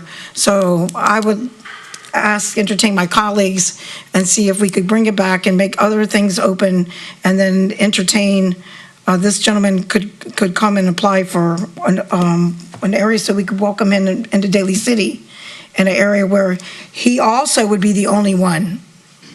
And that no one would come next to you for 1,500 feet, right? Because that would not be fair to you as well. So that's where I'm at. Okay. Yeah, and just, go ahead. Go ahead. I was just going to respond and say that near our location initially, that was where our search started, Yeah. as well as the open zones. It's just difficult when you have the entire city to go, all right, where should I come in and what would the council be open to? This property had an appeal because it had been previously voted on a 2-2, which is a failure at city council. The landlord had brought the opportunity to us because we are a reputable operator. And so these other, zones that we've looked in, we tried. I tried to stay in zone 6 there in the south, but it's just difficult. Am I just going to spend the $10,000 in just applying for zone changes on the property every single time when this one seemed the most viable? Otherwise, it's we did enter a zoning change process. We had to pay the fee to make sure that we're covering staff time, which the staff has been phenomenal, and, and I appreciate Staff the is great. opportunity. Yeah, so. Thank you. I wanted to remind everyone what I clearly remember of this issue back in 2021 on June 28th. And you want to talk about fairness and equity. As you just mentioned, what happened on June 28, 2021 was there was a 2-2 split on the council vote, which resulted in a non-decision. And the reason why we got there was because we had the absence of one council member who had requested that that item be continued so that we can have a full council to deliberate that issue. And because we didn't have a full council, we couldn't come to a decision on who the majority is. I specifically asked, I think it was along with Dr. Rod, to continue that item on June 28 to allow Ms. Manalo the opportunity to debate and discuss this item with all of us. That motion to continue was rejected because 2 council members said no. When the tradition in city government was, if a council member asked for a continuance so that they could participate or they needed more time to research, then it's usually allowed. In this case, it wasn't, and I don't know why. But because we didn't have a full and fair opportunity for all of us to be present, and when the vote was taken, there couldn't be a majority if there was a split. And so I am all in favor of revisiting this issue again, in part for that reason, because I never felt right about that decision and about not having the full complement of the council being present. Having said that, I do believe and concur with Dr. Rod and his belief in a fair market, a free market, and a competitive market. And so I do think the competition is good. I think the reasons outlined are legitimate, and I do support this moving forward, as both Planning Commission recommended it in 2021, and Planning Commission recommends it again this year. And I believe that a full and fair council, having all 5 of us, should come up to a decision. So, having said that, I'm here. Dr. Rod? I'd also like to, when we had the original, I think when we're looking at this current issue right now, we're shooting ourselves in the foot. We originally had a map that had both east and west side of Daly City, but to consider the public, consider the perspectives of my colleagues, we relegated ourselves to these specific spots, being aware that both the St. Francis and the Ceremony area were pretty much like not a no-go. We had maps that were represented around the Cow Palace area to the Mission Street area corridor, but this is where we're at, and I think we need to have, that's the full story. We pared it down to its bare bones, and this is where we're at, and we wouldn't be having this discussion if we didn't have more of those opportunities in different parts of Daly City. So this is where we're at. So. Thank you, Dr. Rod. Go ahead, Ms. Deidre. Yeah.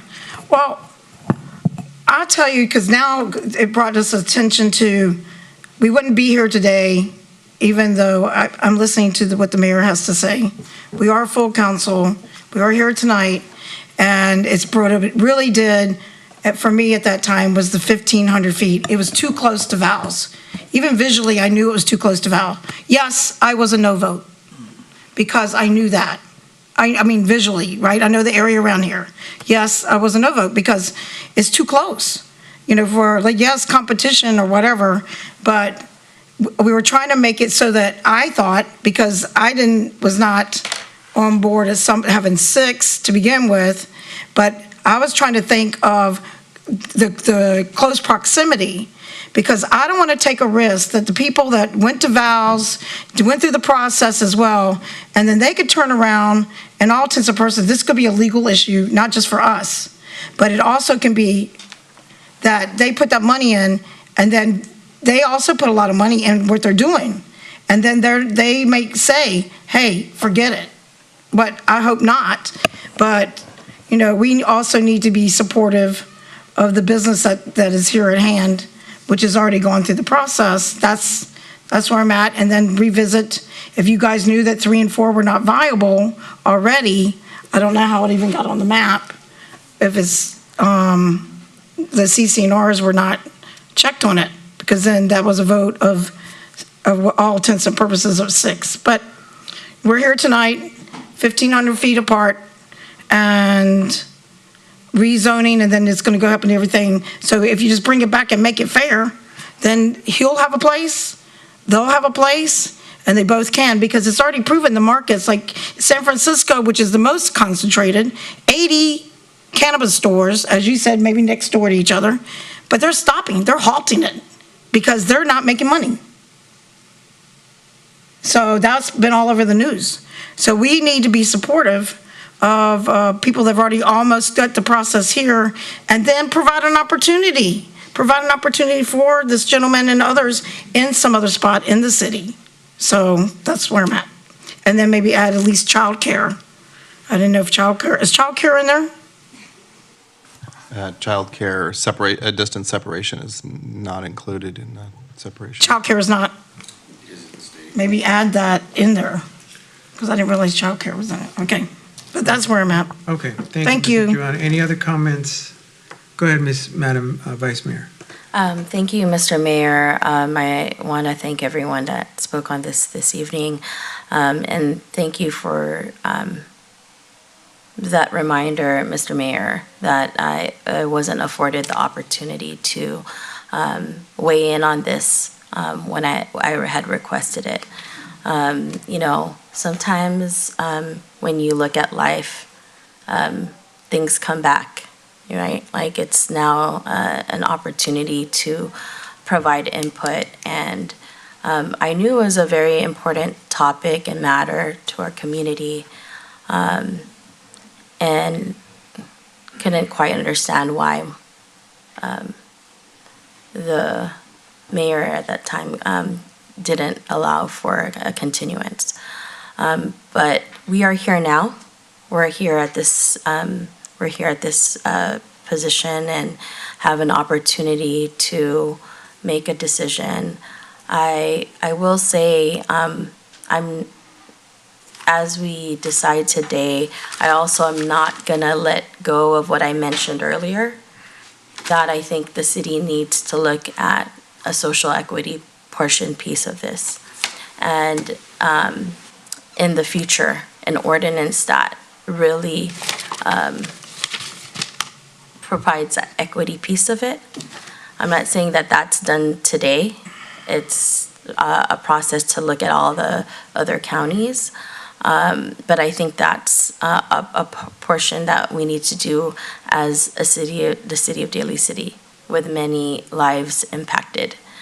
So that's something I still would like staff to look into and research. But that's separate from this evening, I think. But that's something that I don't want us to forget about or shove under the rug and then not be able to kind of formulate that type of policy as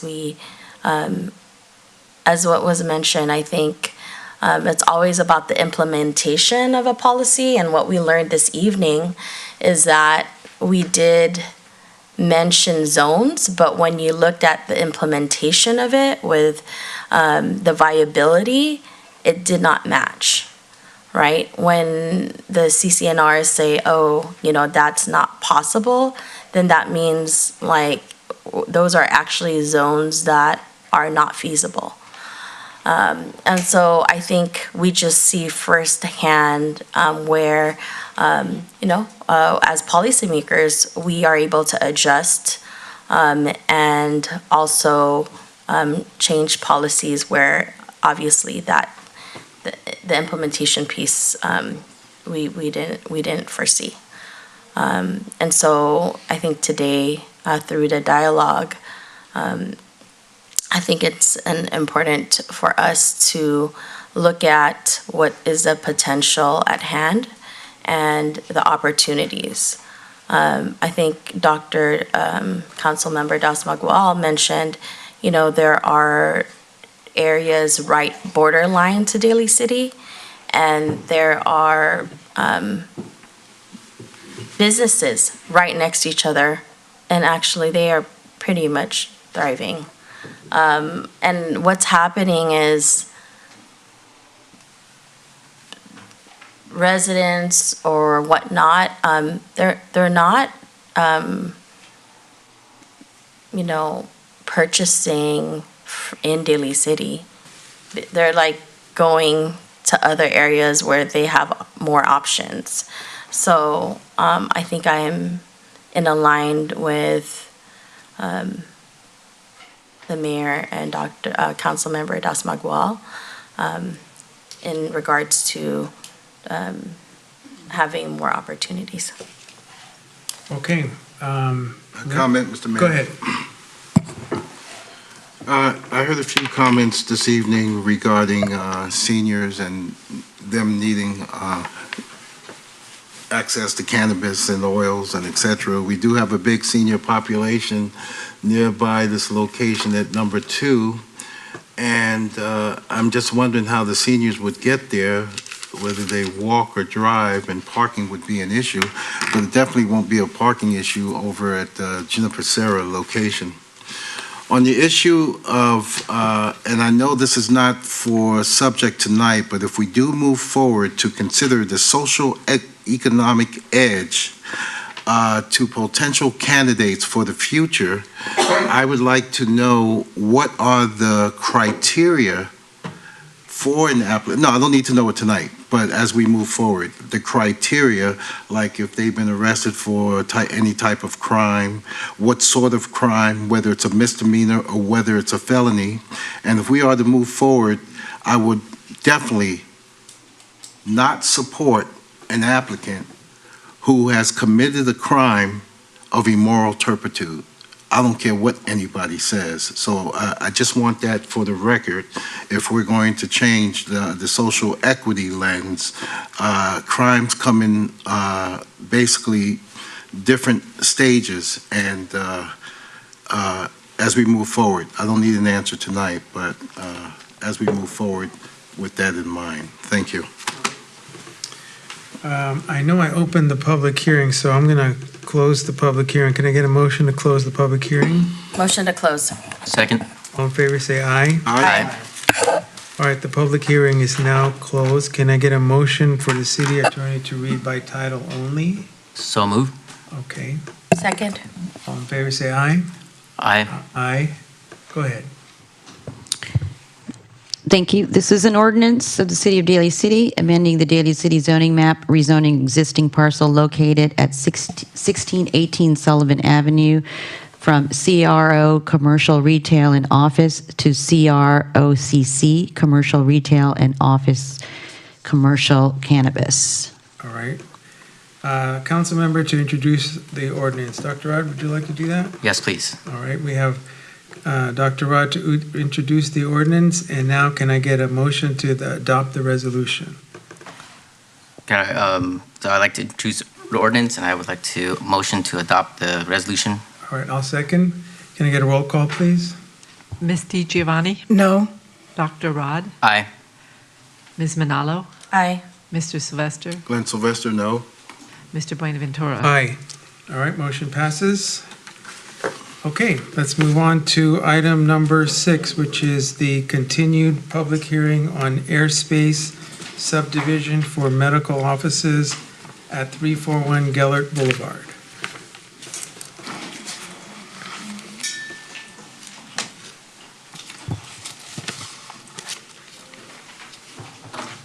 Once again, thank you, Honorable Mayor, members of the City Council. This is a request for a parcel map at 341 Gellert. This is in the office complex that's known as Ceremony Plaza. This was continued from a previous City Council meeting to give some time to work out some conditions of approval, which have been worked out. Here's the site location, again, in the Ceremony Plaza Shopping Center. So this would be just south of the PetSmart building on the other side of the driveway there. I'll show you some pictures. It's actually in this building here on the top picture. Mm-hmm. So essentially what the applicant is proposing is an airspace subdivision of existing medical offices. There are 3 dentists who operate inside the building, and they wish to essentially create an airspace subdivision of their business so that when they sell their business, they can sell the airspace that goes along with it without needing the permission of the other, and without having to, the other dentist having to grant approval of that. Oh. The building shares parking, landscape areas, and drive aisles with other buildings in the same complex, all of which would be unaffected by the airspace subdivision. So there's no construction associated with this proposal. It's simply a subdivision of airspace. Here's the proposed actual map that the City Council would be acting upon.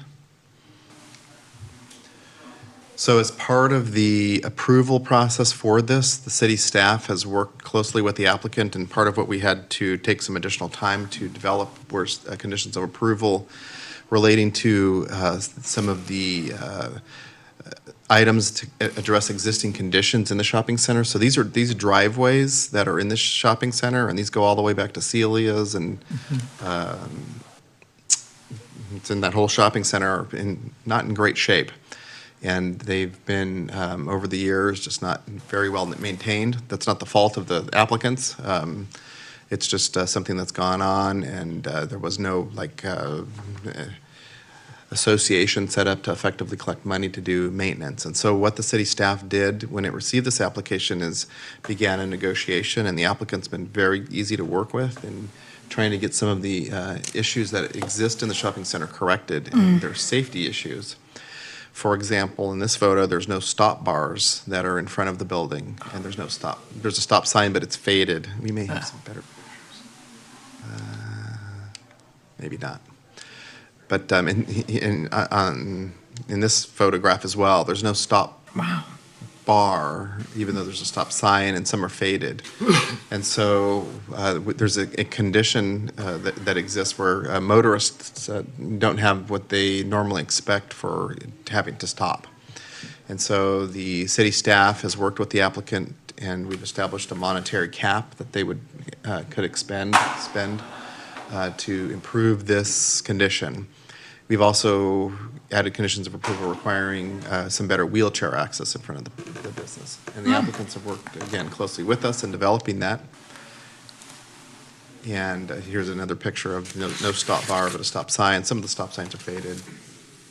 It's probably a good example. Stop sign completely faded, no stop bar. So the applicants kind of sees the city's position, and it is an opportunity for us to get some of these items addressed. I won't read to you the condition of approval, but essentially what I just mentioned is embodied within the conditions of approval. There are findings the city council needs to make in granting the parcel map approval, and they're enumerated here and included in your findings. Proposals exempt from CEQA.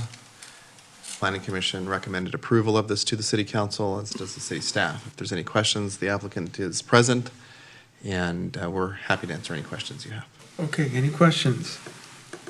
Go ahead. This pertains to 341 Gellert. Is 343 or 345, those buildings and the bank across the street, going to be asked to chip in to make these improvements as well? That's something that the applicant will have to work with the larger property ownership on. The city conditions of approval do not require that. If they'd like to go and try and obtain some money from the larger ownership conglomerate, right, they could do that. And is there anything to prevent the owners of 343 and 345 coming to council and planning for airspace? There's nothing that would prevent that. They could essentially do the same thing. Is there a fee involved to apply for airspace? Yes, there is. It's in excess of $15,000. Thank you, that's all I have. Other questions? No questions. No? Okay.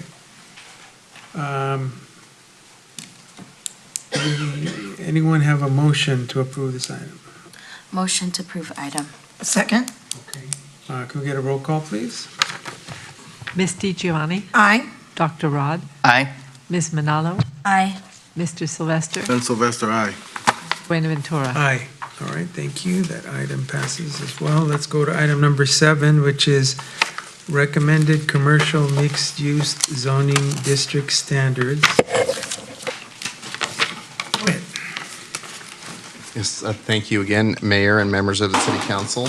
And this is essentially a city project. The city staff a couple of years ago received grant approval through SB2 to essentially make regulatory changes in the city to effectively create more housing opportunities in Daly City. And one of the things that we identified was the need, or something that was addressed identified in our previous housing element that needed to be done, was to rezone essentially Mission Street and Geneva Avenue in their entireties from C1 to CMU. And the city, through the RFP process, identified PlaceWorks as the consultant that would work on that rezone for us and develop the regulations, and they've worked closely with city staff to do that. We, as the City Council may recall, and PlaceWorks actually held a stakeholder workshop several months ago to gain some preliminary input. And using that input and using the expertise that PlaceWorks has in developing new zoning districts, have now compiled a CMU zone, and what essentially tonight's meeting is to share that with you. We will have additional public outreach in the next month, in fact, to solicit input from any community members, property owners on this type of proposal before we bring it back to the City Council for action. So this is informational item to you tonight. There's no action required. And with that, I will introduce our representative from Placeworks, who will give a presentation to you. Thank you. It's a pleasure to be here, Mayor, council members. I have been here before, and so it's a pleasure to return. I have a brief presentation. I have to answer any questions. This is an informational item. Next slide.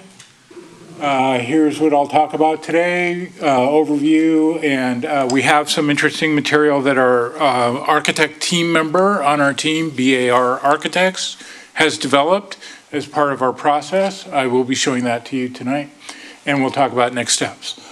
Michael already talked about the overview of the project. The goal is to create this, to align the zoning with the existing general plan designation.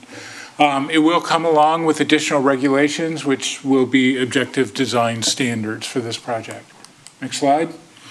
The overview is here. This is a schedule that shows we are getting close to the end. We do have a workshop on the 15th of August that will be here at City Hall. And all those who were invited to the stakeholder meeting will be invited to that workshop as well to see the material that's been developed since then. And then we will be coming back to the commission and the council for adoption. Next slide.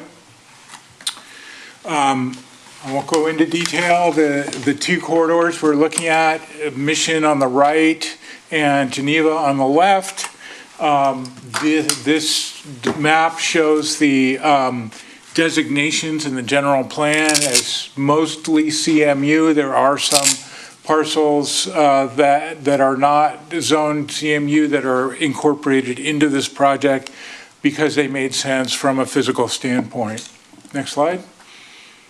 This is the zoning for the area, which shows that it's light commercial for the most part in both corridors, and light commercial does not align with the general plan designation, which really is encouraging residential, and light commercial does not allow residential. Next slide. We did an analysis of parcels to look at whether adjacent parcels have common ownership, which is often a signal that somebody might be assembling sites to either redevelop or potentially propose new projects. And it looks like there's quite a number of sites in the corridors that have been assembled, which means there's likely development interest in this area. And I think you're starting to see development here. Next slide.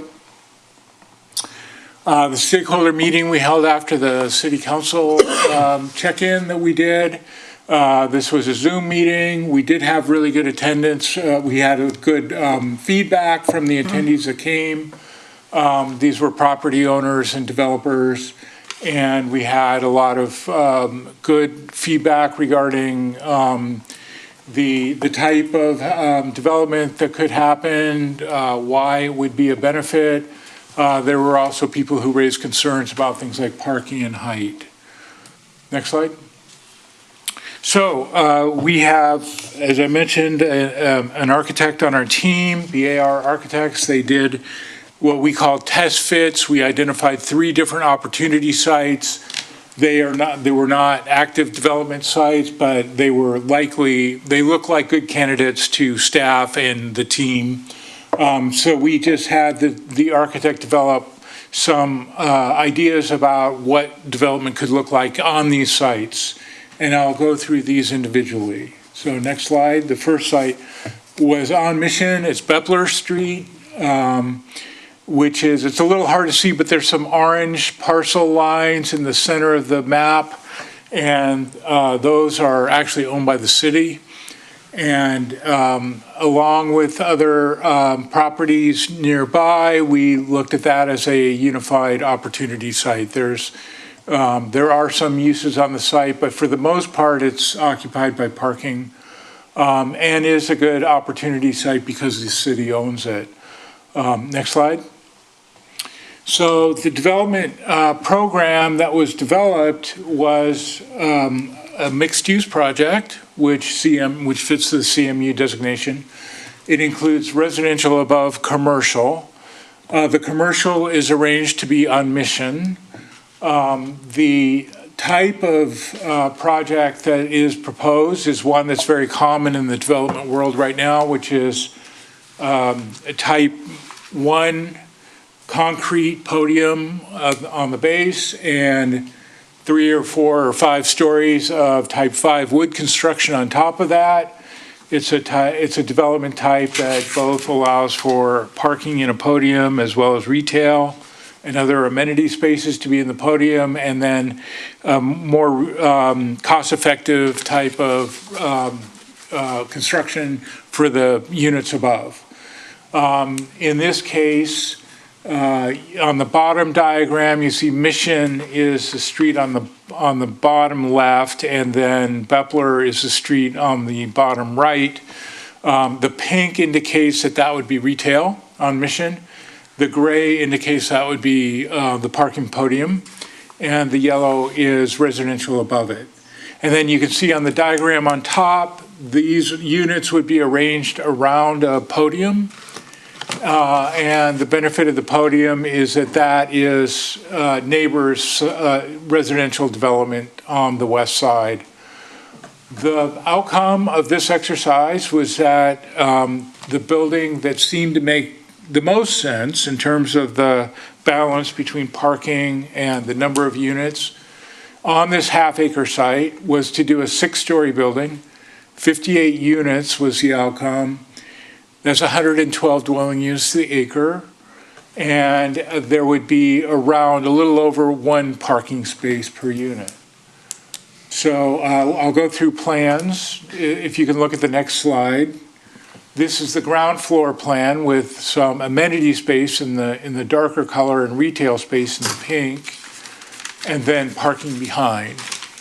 This parking would be a 2-story garage, and because of the slope of the site, it works out well that you could have access to the parking from both Bepler and from the street above, which I think is Mission Circle, to access to 2 levels of the parking. So it would be, the architect thought it was a very cost-effective approach and would be a feasible project. Next slide. This is the floor plan above. Floors 3 through 6 would have units arranged around a podium and some amenity space on the podium itself. Next slide. This is the top floors above the podium. Next slide. Okay, so some of the standards that we wanted to look at were for this site that made sense and the test fit. The reason we did the test fits is to help inform our standards, our objective design standards that we're developing now and have done a lot of thinking about. So we see the test fit, the architecture, it raises questions about things like, well, what's the transition like to the neighboring parcels? What is the character of the ground floor along Mission? Things like that. So this one, one of the standards that came about that made sense here is to, many of the sites on Mission are fairly narrow. If they had access from Mission, it would be a traffic issue because you're coming out of a driveway right onto Mission, potentially turning left. So it's less desired to have access from Mission into the garage, and better to have access from the side streets and the rear street into the parking podium. So this project demonstrates that you can do that, and this would be a standard that we would want in our standards. Is that where the pantry used to be? I'm going to need help. Is that? Yes, this does incorporate that parcel. Yeah, it's across the street from Engine 92. Oh, that's right. Yeah. Does that have any effect on, because the engine has to come in and out? This is I would say that this is a very high level look at an opportunity site. The fire department has to be involved in every, real development proposal that moves forward, and they would need to be involved to ensure that their operations would work well. All right, thank you. Yeah, good question. Where is it at? Where engine 92 is, at the top of the hill. Exactly where is that at? Bepler Street. Bepler Street across. Yeah, but I mean, is it in that parking lot? It encompasses city-owned parking lots and the food pantry. Oh, Now, again, this is a Just a test fit test. proposal. Yeah. This isn't that this site's on the market or anything like that, but this is to view a larger parcel and how we can incorporate different development standards on larger parcels to encourage housing development. So this particular property isn't on the market. It's not available at this time. It's But just- we're yeah. using it as a test fit site. Go on. Next slide. So this is another proposal that was done down Market Street to the south, down Mission at Market. And it occupies, those orange lines occupies the existing commercial area. Many commercial areas are considering or actively seeking development partners as retail changes in our world, and there's, in some cases, less demand for brick retail or a kind of a transitioning type of retail, and housing is a strong market. So the architect we're working with is doing many projects similar to this one, where we're taking a retail site and looking at how it could be redeveloped for mixed use, still including retail, but having housing on the site. So, next slide. I'm sorry. This, Can you yes. back- I'm trying to figure out exactly where, is that Steak and Shake, or where's that? Bank of America. Oh, that's Bank of America, okay, all right. Yeah, thank you. Visualize. Thanks. Okay, so this one shows, again, it's a high level, and this property owner was not involved in this process. We really looked at it as a sheet of paper exercise for us to do. But again, this is a very developable project in almost 2 acres, so it's a large site. It is owned all by one property owner. The height, again, turns out 2 ground floors of concrete podium with retail and parking, and then 4 stories of housing above, so a total of 6 stories, 219 units, 115 dwelling units to the acre, and somewhat over a parking space for each unit. Next slide, there's some interesting things about this project. You can see Market is on the bottom and Mission is on the left. So Mission would have pink spaces, these are all retail spaces. There could be an open space provided, which could be an opportunity for a cafe or a restaurant to have outdoor seating, or it could be landscaped. You can see there's a large parking area behind, it's in a podium. Along Market, it shows the dark pink, which again is an amenity space so these are like community meeting spaces or gyms or whatever for the housing. And then behind that, you see the yellow, and these would be ground floor residential units. So you don't have the parking right on the street, but you have residential right on the street walking out. And many times this would be elevated a bit, so there'd be a stoop to kind of give some separation between the sidewalk and the unit itself. We wouldn't recommend housing units on Mission, it's too busy a street, but on a side street, it's a good use, and it's a good kind of urban design solution for a very large project. Next slide. And then above the podium is residential surrounding a landscape podium, open space, and the next slide, these are the stories above. So again, this test fit, if you could go to the next slide, very viable. We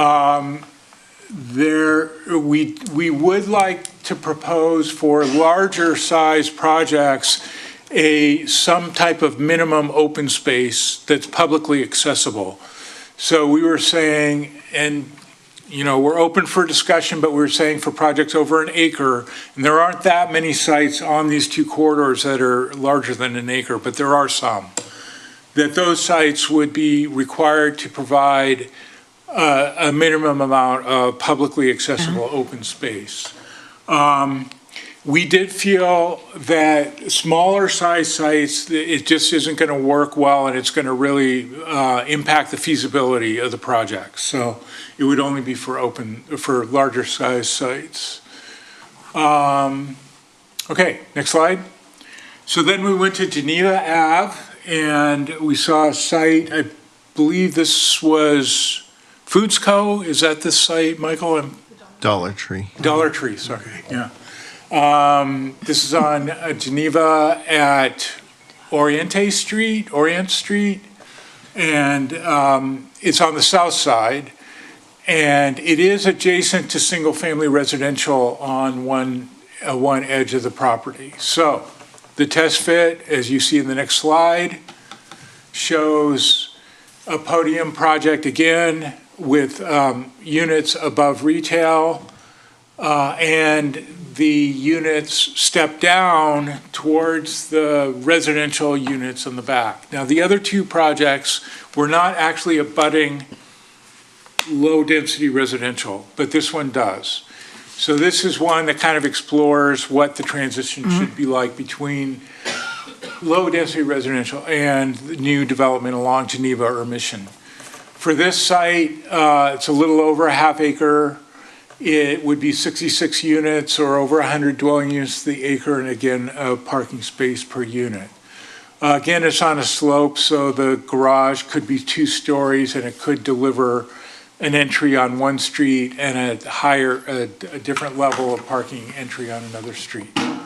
So this is, again, a very good, the 3 opportunity sites we came up with turned out to be, to work well for this type of development. This is the common type of development we see now.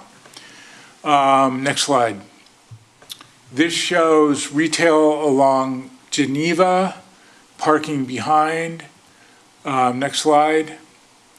In these diagrams, the abutting residential is to the south of the bottom of the slide. And the next slide shows you that the units are kind of stepping back away from the abutting residential. Next slide. So this one really, it did illuminate the need to have some kind of a transition to existing R1 or R1A residential. And the standard that we have here is go up to the 3rd floor and draw a 45-degree angle and step back at that angle. Okay, next slide. So I won't go into detail about some of our other recommended development standards, but we've tested these with all these test fits, and the standards that we are proposing have to do with uses, building height, area width and coverage, parking, and open space. Next slide. Here's some information about different permitted uses. I'm happy to answer any questions if you like. I won't go through these in specifics, but they are in your packet. Building heights, we are proposing a maximum height of 10 stories or 120 feet with a minimum height set so that we won't have low density development on these sites, but they would be 3 stories as a minimum. Those are the key elements of the building height standard. Next slide. In terms of lot area width and coverage, there is a minimum lot area and a minimum lot width, and that is to prevent people from actually subdividing and doing smaller development. This is a kind of a standard that's going to prevent the downscaling of the neighborhood when we want to see more of an intensification of these 2 corridors. Next slide. Usable open space requirements mostly follow the city's requirements, as well as some others that we've already mentioned, like above an acre, having additional requirements. Next slide. Yard requirements similar to existing, and that would mean having the front yard be built to the property line with creating a minimum of 10-foot sidewalk along Mission or Geneva. So there's some areas where the sidewalk is slightly narrower than that. Any new development would need to set back far enough to provide that 10-foot sidewalk. That would mean in many cases the 3-foot or a 2-foot or a 1-foot setback from the sidewalk to make that 10-foot work. Next slide. Parking. So there's a state standard, which is Assembly Bill 2097, which actually prohibits cities from imposing parking requirements if certain other standards are met. And if it's in a high quality transit corridor, which both of these corridors are. So almost all the study area is exempt from parking requirements. But the public agency can impose other requirements on parking besides the minimum parking requirements. So we're looking at doing that. If you go to the next slide, we did look at other cities and what they're doing for maximum parking requirements. So this would be the opposite of requiring a minimum number of spaces. This would prevent developers from providing too much parking. That would be the standard there. Next slide. I think this is the last slide.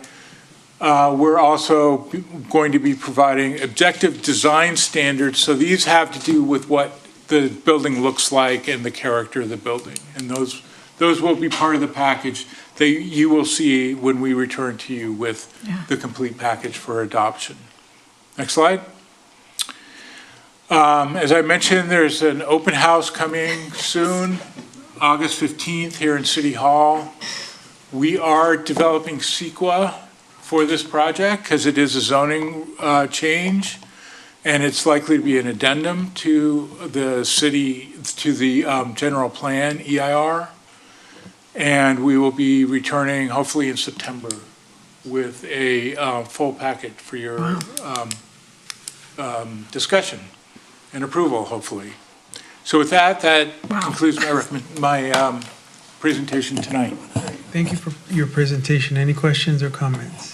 Go ahead, Madam Vice Mayor. Thank you, Mr. Mayor. Thank you for your presentation. I want to thank staff and also your work on this. I think that this is definitely long overdue to have a reevaluation on our Mission and Geneva corridors. Most especially, I mean, we know that there is a housing crisis, and also just the opportunity to enhance those business corridors as well. Right, and so I look forward to seeing the final draft in front of us. I like that there's an opportunity to also modify kind of the the sidewalk landscape when you talk about the 10 feet. I think that it will provide a different feel for our community, as well as the safety aspect of having wider sidewalks. I'm very excited to see the next rendition of this. So thank you very much. All right, thank you. Go ahead. Rod. Go ahead, Dr. Rod. I'll go first. Thank you for your presentation. I think it gives me a visual and an imagination of what can be, how Daly City can evolve and transform. I was just considering, I like that we put down some like nuts and bolts of like what can be placed in these different places. I was wondering if there was any type of like thematic or themed representations of these neighborhoods. Because what I would like to see is like, if we were on top of the hill and we created some sort of feel for like, this is what top of the hill is. And then you go down to Geneva and it's like the historic Cow Palace. How is this architecture, or how is this mixed use kind of blends in with that neighborhood and the Bay Shore? And the same with that one development by Bank of America in that area. As a person that be driving my kids around everywhere and just driving around in different cities, I kind of see these distinctions. Like they're all one city, but to have like distinctive characteristics or distinctive thematic representations of those communities, I think I'd like to see, just so that we can keep the essence of those different neighborhoods intact. Michael, were you going to say something? Yeah.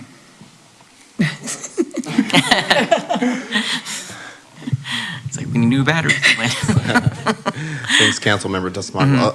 Yes, essentially what you're talking about is like an urban design plan for different parts of Mission Street and Geneva Avenue, and that's certainly something that we can look at doing in the future. Okay. That's not included within the scope of this project. Okay. This is coming up with, a rezoning of the current C1 zone to this new CMU zone to establish new development regulations. That being said, it is something that we actually do need to do. We need to come up with objective design standards, and that's probably going to be something that you hear about more as we move forward, because the state has basically said that you need to approve new buildings by right, so without any discretionary hearings or anything like that, if they contain housing sites that are in our arena. So. But it allows us with objective design standards to impose what the buildings are going to look like, and we can also include inside that what the streetscape might look like. Yes. So it is something that we need to pay attention to and address, and it is something that we're going to have to come up with moving forward. Yes. Yeah. Oh, thank you to you both. Yes. Citywide. Citywide. Yeah, thank you. Yeah, I like that idea because we have such great architecture, as history with Mr. Dolger and all that to include. We want to make sure it blends in. It doesn't just stick out. And as we all travel through different cities, we see that some of the great designs, but you can tell there's no connection, right, between that and it's very clear that some of the great designs, but there's no connection with the characteristics. And I think I want to commend staff and yourself as well, because I happened to be listening on the webinar, how you guys engaged, and it was nice to hear property owners. And of course, not everybody's going to do that, but you were able to even gather any of them in interest, to pique their interest, and maybe the other ones will come along as well once they see. I know some of them wanted to know if there was any money to help them, and you don't never know, because I'm hoping that that the state legislature and other monies do come in and realize that it would be a great incentive to help these people to develop in our areas, that I think it would definitely help them, right?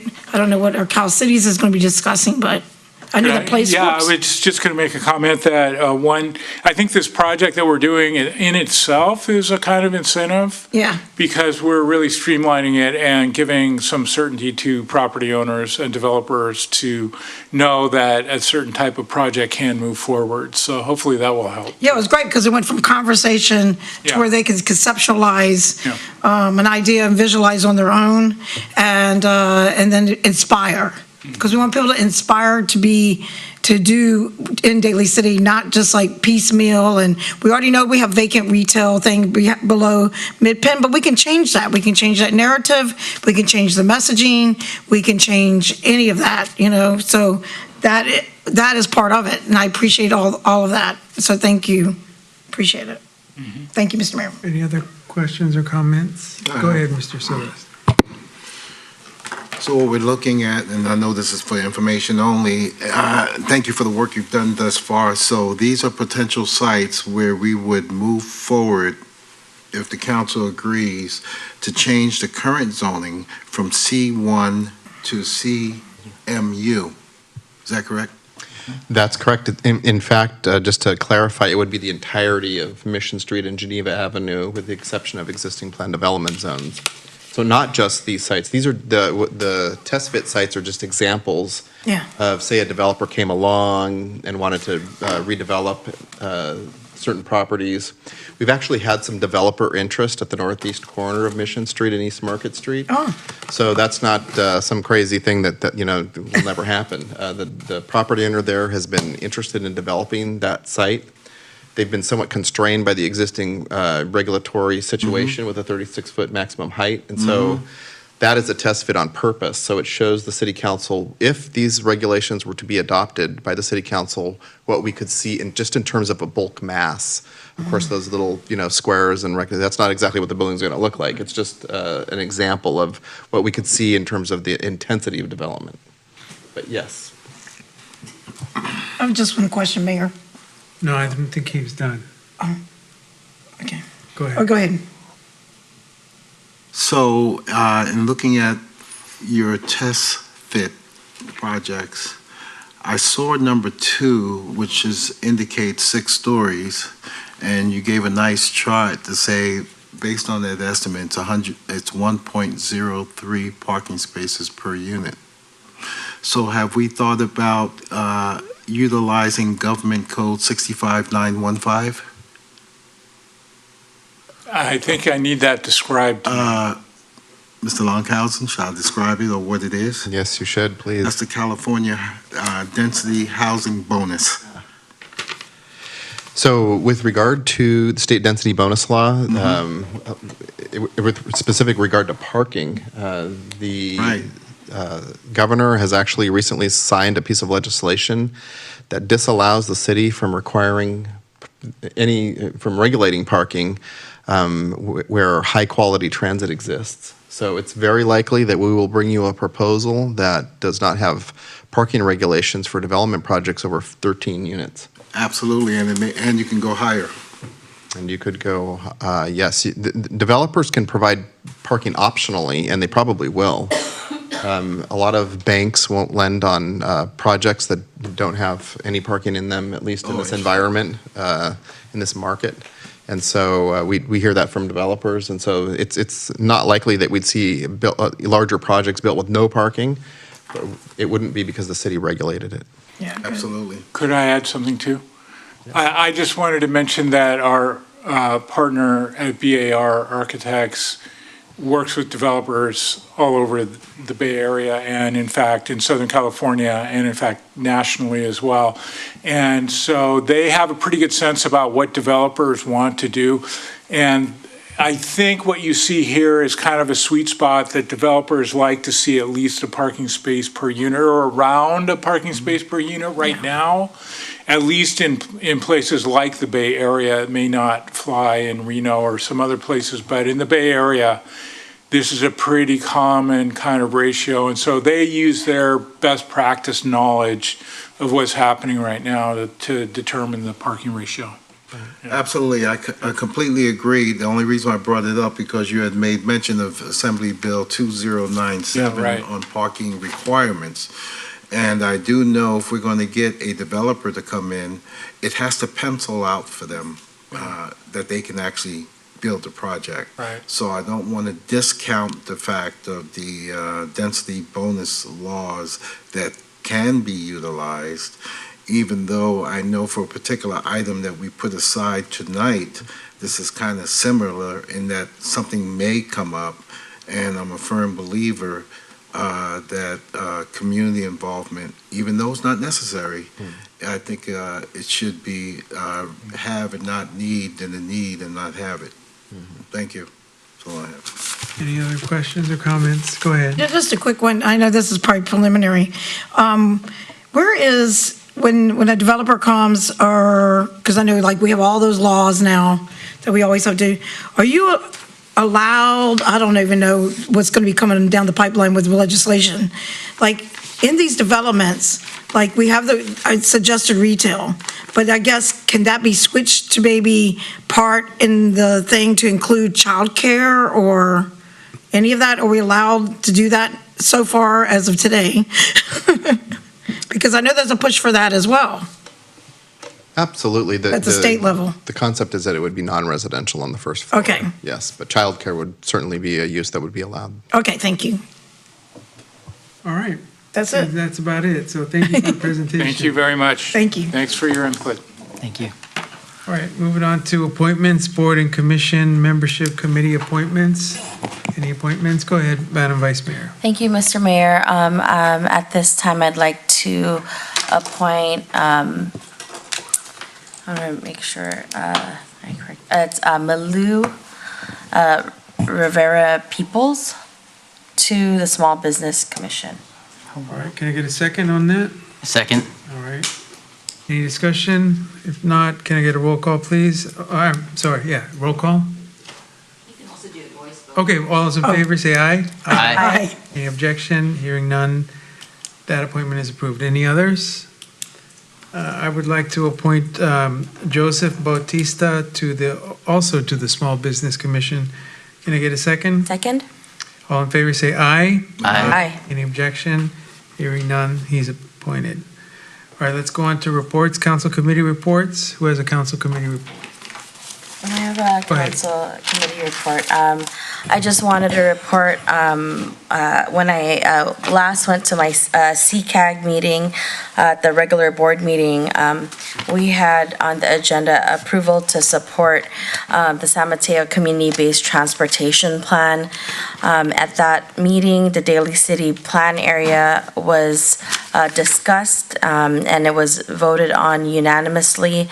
I just wanted to provide some key points, that the Bay Shore remains a priority area in regards to that transit plan. Also, in addition to that, I also want to thank the staff that, contributed to this and volunteered their time.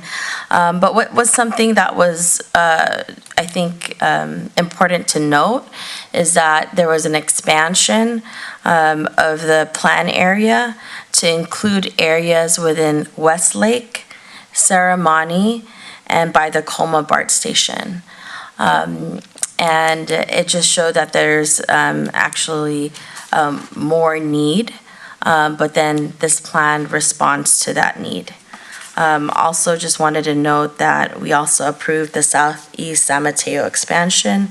Those were the two items on the presentation and docket that evening in regards to the San Mateo Community-Based Transportation Plan.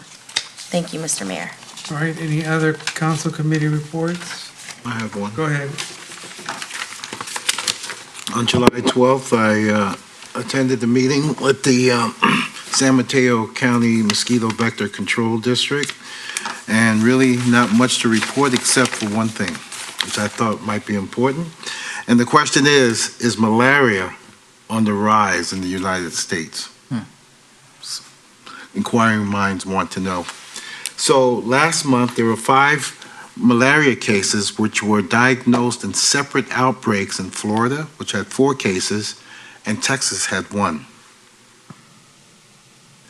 They believe, the CDC believes that the 2 outbreaks were unrelated and are investigating the circumstances.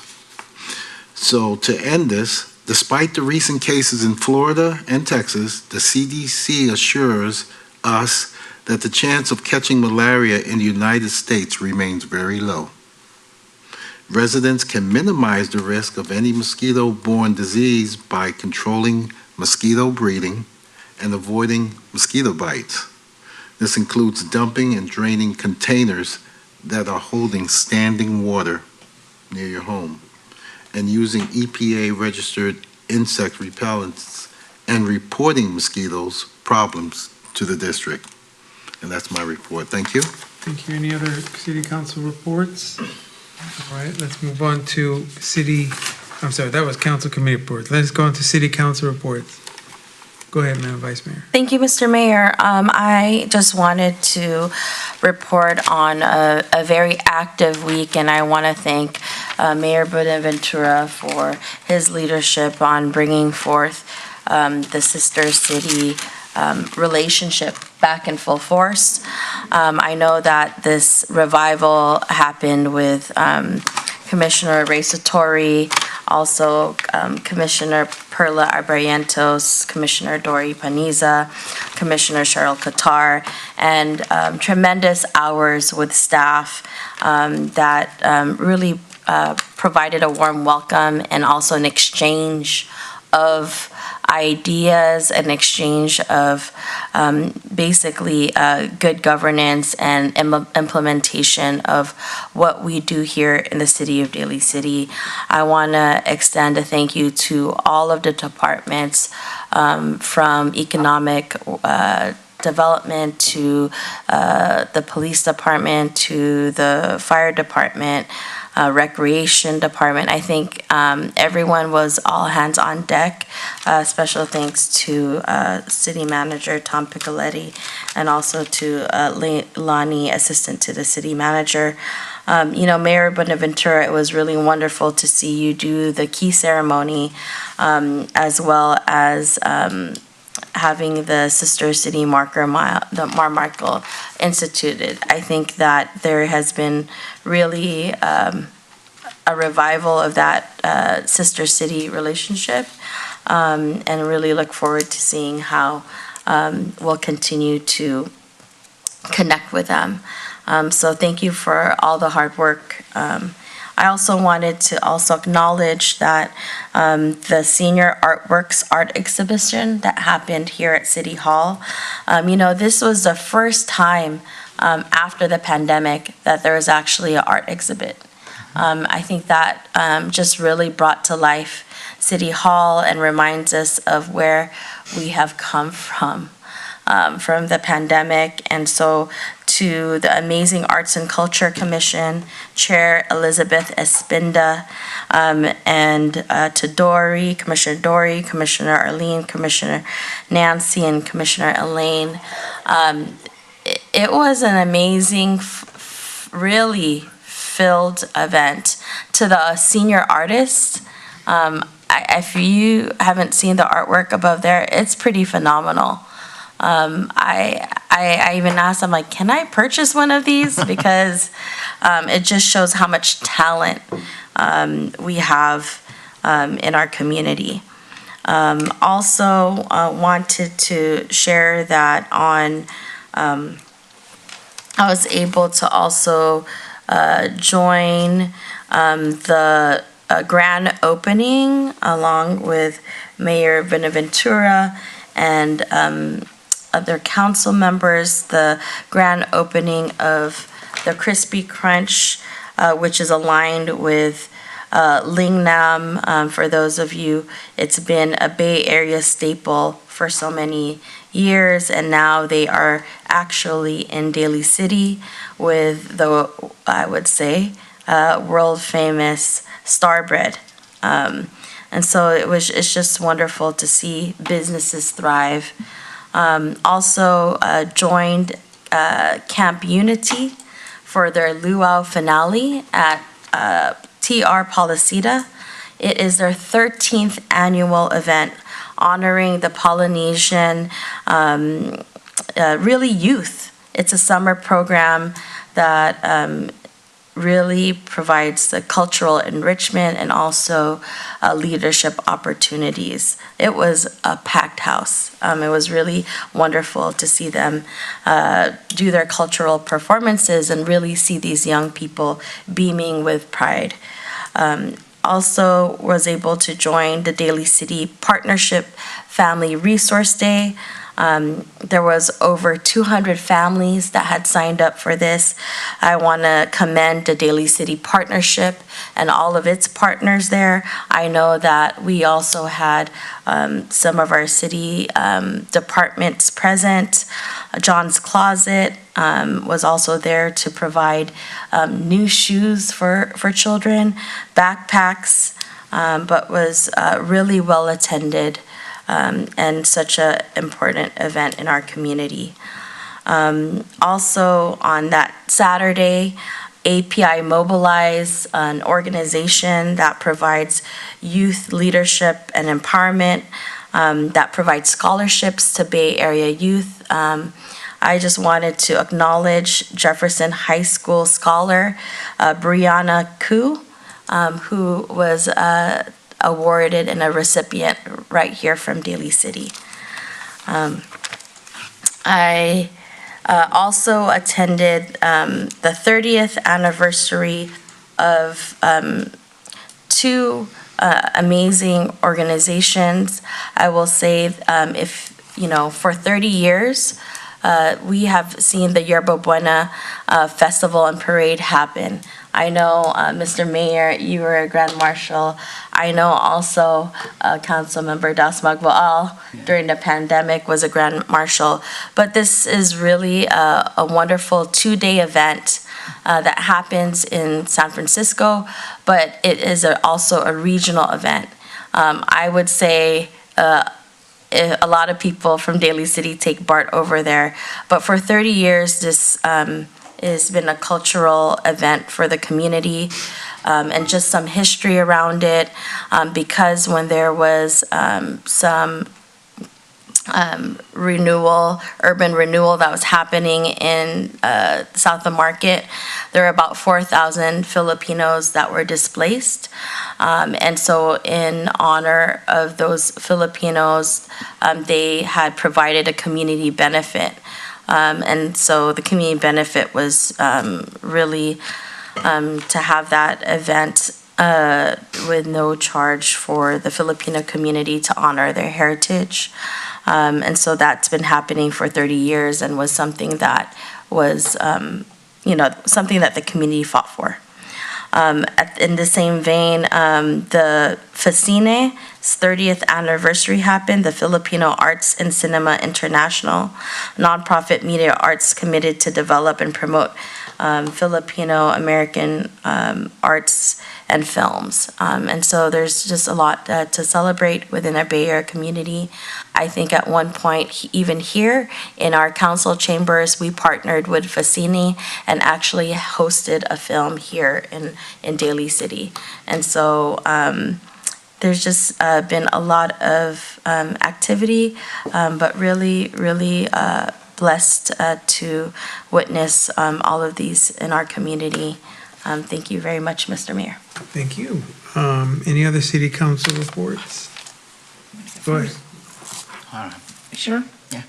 Mr. Foster? I'll defer to you. Are you sure? Yeah. Yeah, I won't labor, it's getting late, but I just want to say that Mr. Lim, his story, immigration story, when he opened up those restaurants over at the King Plaza is pretty inspirational. And those of you know, he was in South City, and then he brought his businesses over to us, and we all love Star Bread, especially hot coming out of the oven. So we know that, he's going to thrive there with the other two businesses and the Crispy Crunch, as we know. And that it turns out that Mr. Crispy Crunch, which as we all know is Attorney JoJo, he's related to our beloved Grace David, and that this is something he does as a side job, and he's had a passion to do it, even though he's an attorney. So we welcomed him. It was a great celebration with the council. Our police department showed up, and Mr. Piccolotti, and I heard that some of our department heads had already had Crispy Crunch and enjoyed it as well. So it seems like it's going to be a great staple for us in our city, and really enjoy it, the delight to have something else other than that.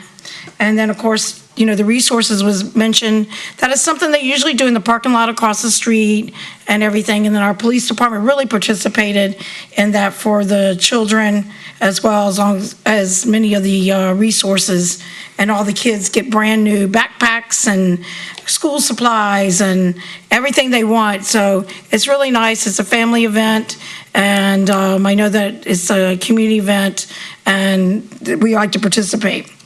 I would like to bring to attention that in conversations with some of the other city officials, I think I mentioned it one time before, I know we're absent of a lot of employees, and we're in the process of hiring, and do hope that everybody out there with all that great experience that we know people out there, especially for economic development, that has a track record.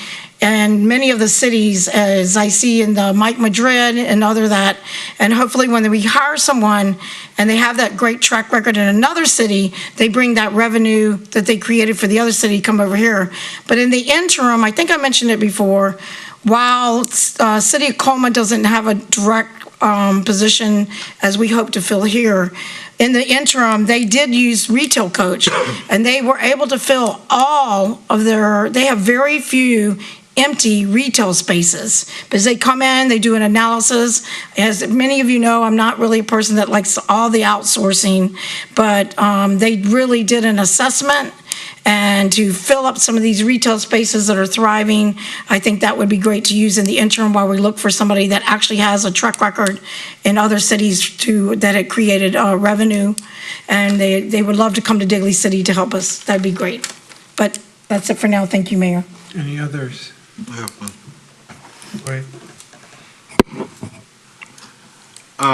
Basically, under this column for reporting, I just want to acknowledge our city manager, Mr. Piccolotti. It's Piccolotti, right? Is it Piccoletti or Piccolotti? Lottie. Thought so, okay. For the past 4 council meetings, I've put in a request for certain items, and I wanted to say that a couple of weeks ago, my request was honored. If it wasn't, it probably would have appeared on the agenda. But thanks to the work of Mr. Piccolotti, he managed to get the information to me, and I requested that we, as a council, do not meet on those items. So again, I'd like to thank Mr. Piccolotti.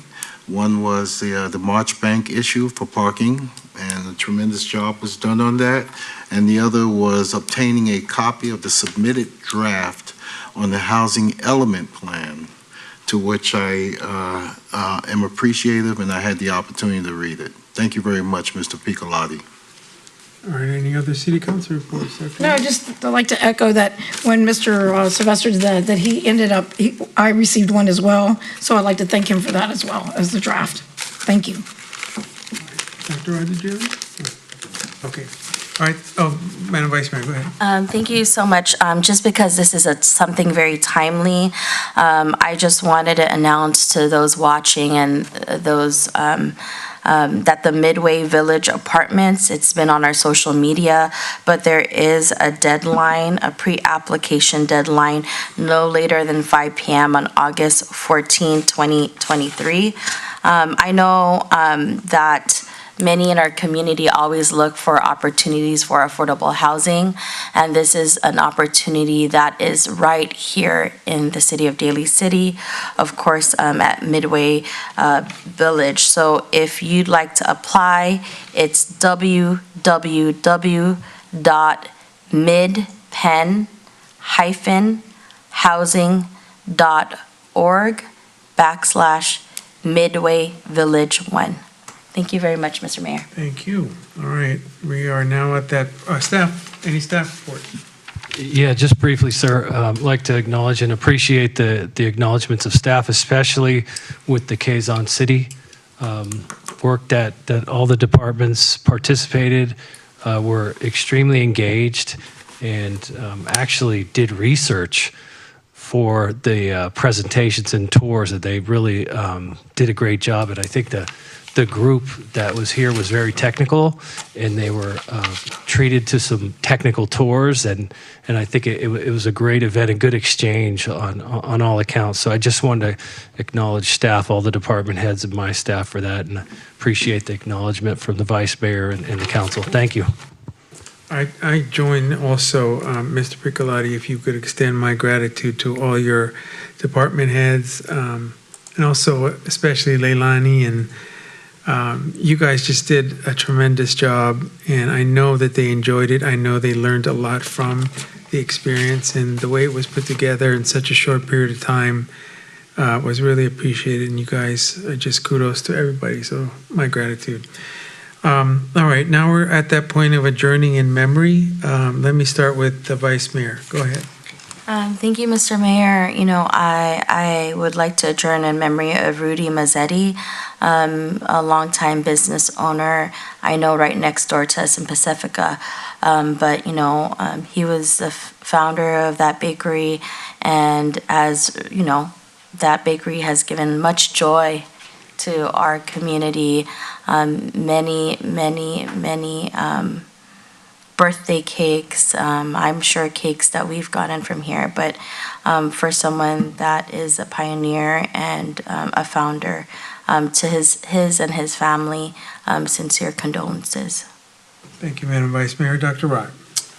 Yes, I want to close in memory for a person that I've worked with over the past maybe decade or so. Her name is Wilhelmina Jocelyn de Malanta Juan Manalo,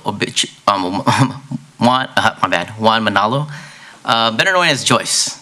She worked with, and Annette, I'll email you all the stuff. I worked with her through my nonprofit, Pinoy Pinay Educational Partnerships, and I worked with her because our fiscal sponsor is the Filipino American Development Foundation, and I worked hand in hand with her for like over a decade. And so I'm just going to read an obituary that was created through Cypress Lawn, and I think this is a really, this is her. Okay, so Joyce wanted to make polvoron. She had never made the Filipino treat before, but she had this little burst of energy that day after receiving her 3rd chemotherapy treatment and wanted to do something creative. She was always doing something creative. I need a polvoron molder, she told her husband, Alan. They should have one at Seafood City. He hopped in a car along with his mom and zoomed through the fog of Daly City. They sent pictures to her of the tin molds and gave her a thumbs up. When Alan got home, he placed the molds next to a bag of flour, powdered milk, and pinigbig, ingredients she had ordered a week before.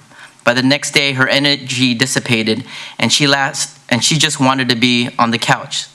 Weeks later, Alan shelved the polvoron ingredients along with the metal mold. She never got to make her polvoron.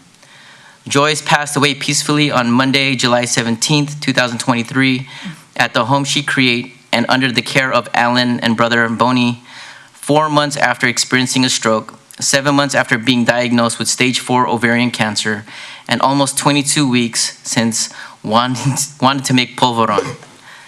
She was a fighter until the end.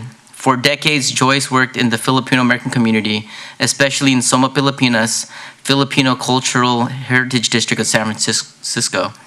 From leading Teatro Ang Tanan and Kearney Street Workshop to helming Bindlestiff Studio with Alan, supporting countless shows and artists, from co-creating KSW's Celebrate Your Body fashion show to her favorite project of all, producing the Tagalog Festival of Plays from 2019 to 2022.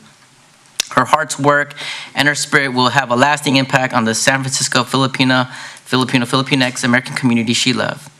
Joyce was born and raised in Mandaluyong, Metro Manila, to Avelino Juan and Librada de Malanta. She was the youngest of 3 brothers and the eldest sister. Her father's pet name for her was Chokit, her pronunciation of the word chocolate as a little girl. Her mom calls her Pretty Rosebud. Sadly, her father died in 1974 at age 47.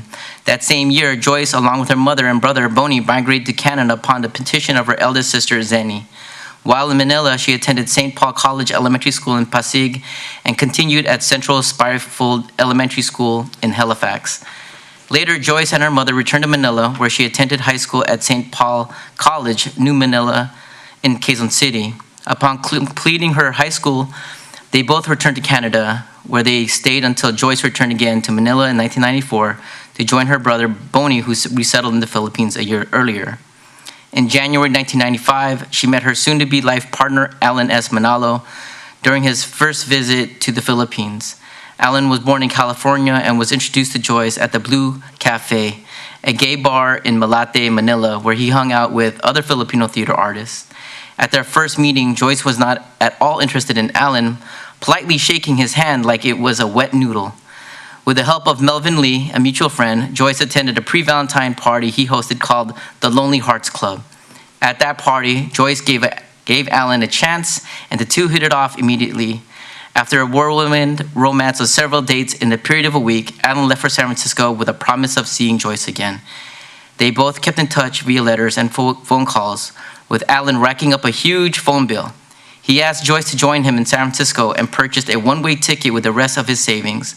She arrived in April to proposal and engagement ring at the Golden Gate Bridge on June 18, 1995 at 2 a.m. after a stand-up comedy gig in Las Vegas. They married at the Old Strip by Las Vegas Justice of the Peace, and they couldn't find an Elvis Chapel that was open. For the next year, Joyce accompanied Alan on the road performing in a college tour of a game show called Blizzard of Bucks. Joyce took on the role of Vanna Brown, the gorgeous game show host assistant. The couple traveled through 43 states, performing in more than 400 colleges, universities, and a couple of shopping malls. In 1996, Joy and Alan settled back in San Francisco, where Alan received his comedy troupe, Tongue in a Mood. They both also found jobs slinging coffee at a nearby cafe. By 1997, Tongue in a Mood gained popularity and needed a venue to perform. While attending a performance of Babae by young Pinay theater artist Lorna Aquino Chewy at the suggestion of Joy's buddy Olgi Gonzalez, they found the venue they've been looking for, a small black box theater in the South of Market area called Bindlestiff Studio. Alan and his comedy group were booked for a show that September, with Joyce handling the logistics and publicity. By spring 1998, Joyce and Alan took over the operations of Bindlestiff Studio and converted the venue into the epicenter of Filipino-American performing arts, the only one of its kind in the country. Joyce is survived by her husband of 28 years, Alan, along with her brother Boney and his wife Elnora, her brother Jerry and his wife Malu, her niece Abigail, her nephew Mikey, her brother Roberto and his wife Wena, and her niece Janice, her brother-in-law Manuel Fermin, and her niece Ian and nephew Jose, aka Bogs. Joyce will be deeply missed and forever remembered and celebrated for her integral role in shaping and strengthening the Filipino-Philippine-X arts and culture in San Francisco and beyond. Her warm embrace will be missed at the entrance of Bindlestiff Studio and the Bainihan Community Center, along with her cool, charming, no bull BS humor and loving personality. So, Joyce, thank you for supporting me over these years, helping me understand finance, running a nonprofit, and I just want to send love to you and Alan and your family. Thank you, Dr. Rod. Mr. Giovanni. Thank you. Well, this saddens me, and that's going to be heartbreaking to many of you, that I know that Brian, you're looking tonight. This is about the passing of Brian Flowers, his mother. Vivian Flowers passed away peacefully on July 5th, surrounded by her children, Brian Flowers, Stacy Flowers, and Nicole Tucker, and is with her loving husband of almost 50 years, Tom Flowers. Vivian worked for Westlake Walgreens for over 35 years, and she continued to work for the Chase Center as well. She will be missed by all and by so many that she touched their lives. And for all of you and for Brian at home, we express our heartfelt condolences to your family, and especially to you, Brian. And I know that you are surrounded by love in your recreation department, and that the city of Daly City wraps its arms around you as you grieve for your mother, who you love so much. And then I just wanted to touch base, not because this person is a famous singer, but Anthony Benedetto, commonly known as Tony Bennett, as you all know, Italian-American singer, who touched the world with his song and his life. What I wanted to make and point out, that he was a World War II veteran, and he was a bronze medal. He actually was part of the liberation of freeing Dachau. So this man, life well lived, well done, and he served our country. And he said that living there and being there was a living hell. So he suffered with his PTSD. Oh, no, none of us even knew it.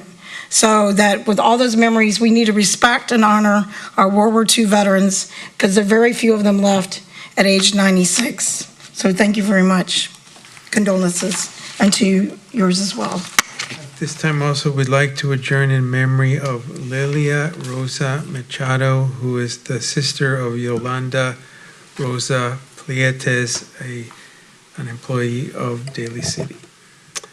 Let's take a moment of silence to honor all who have fallen.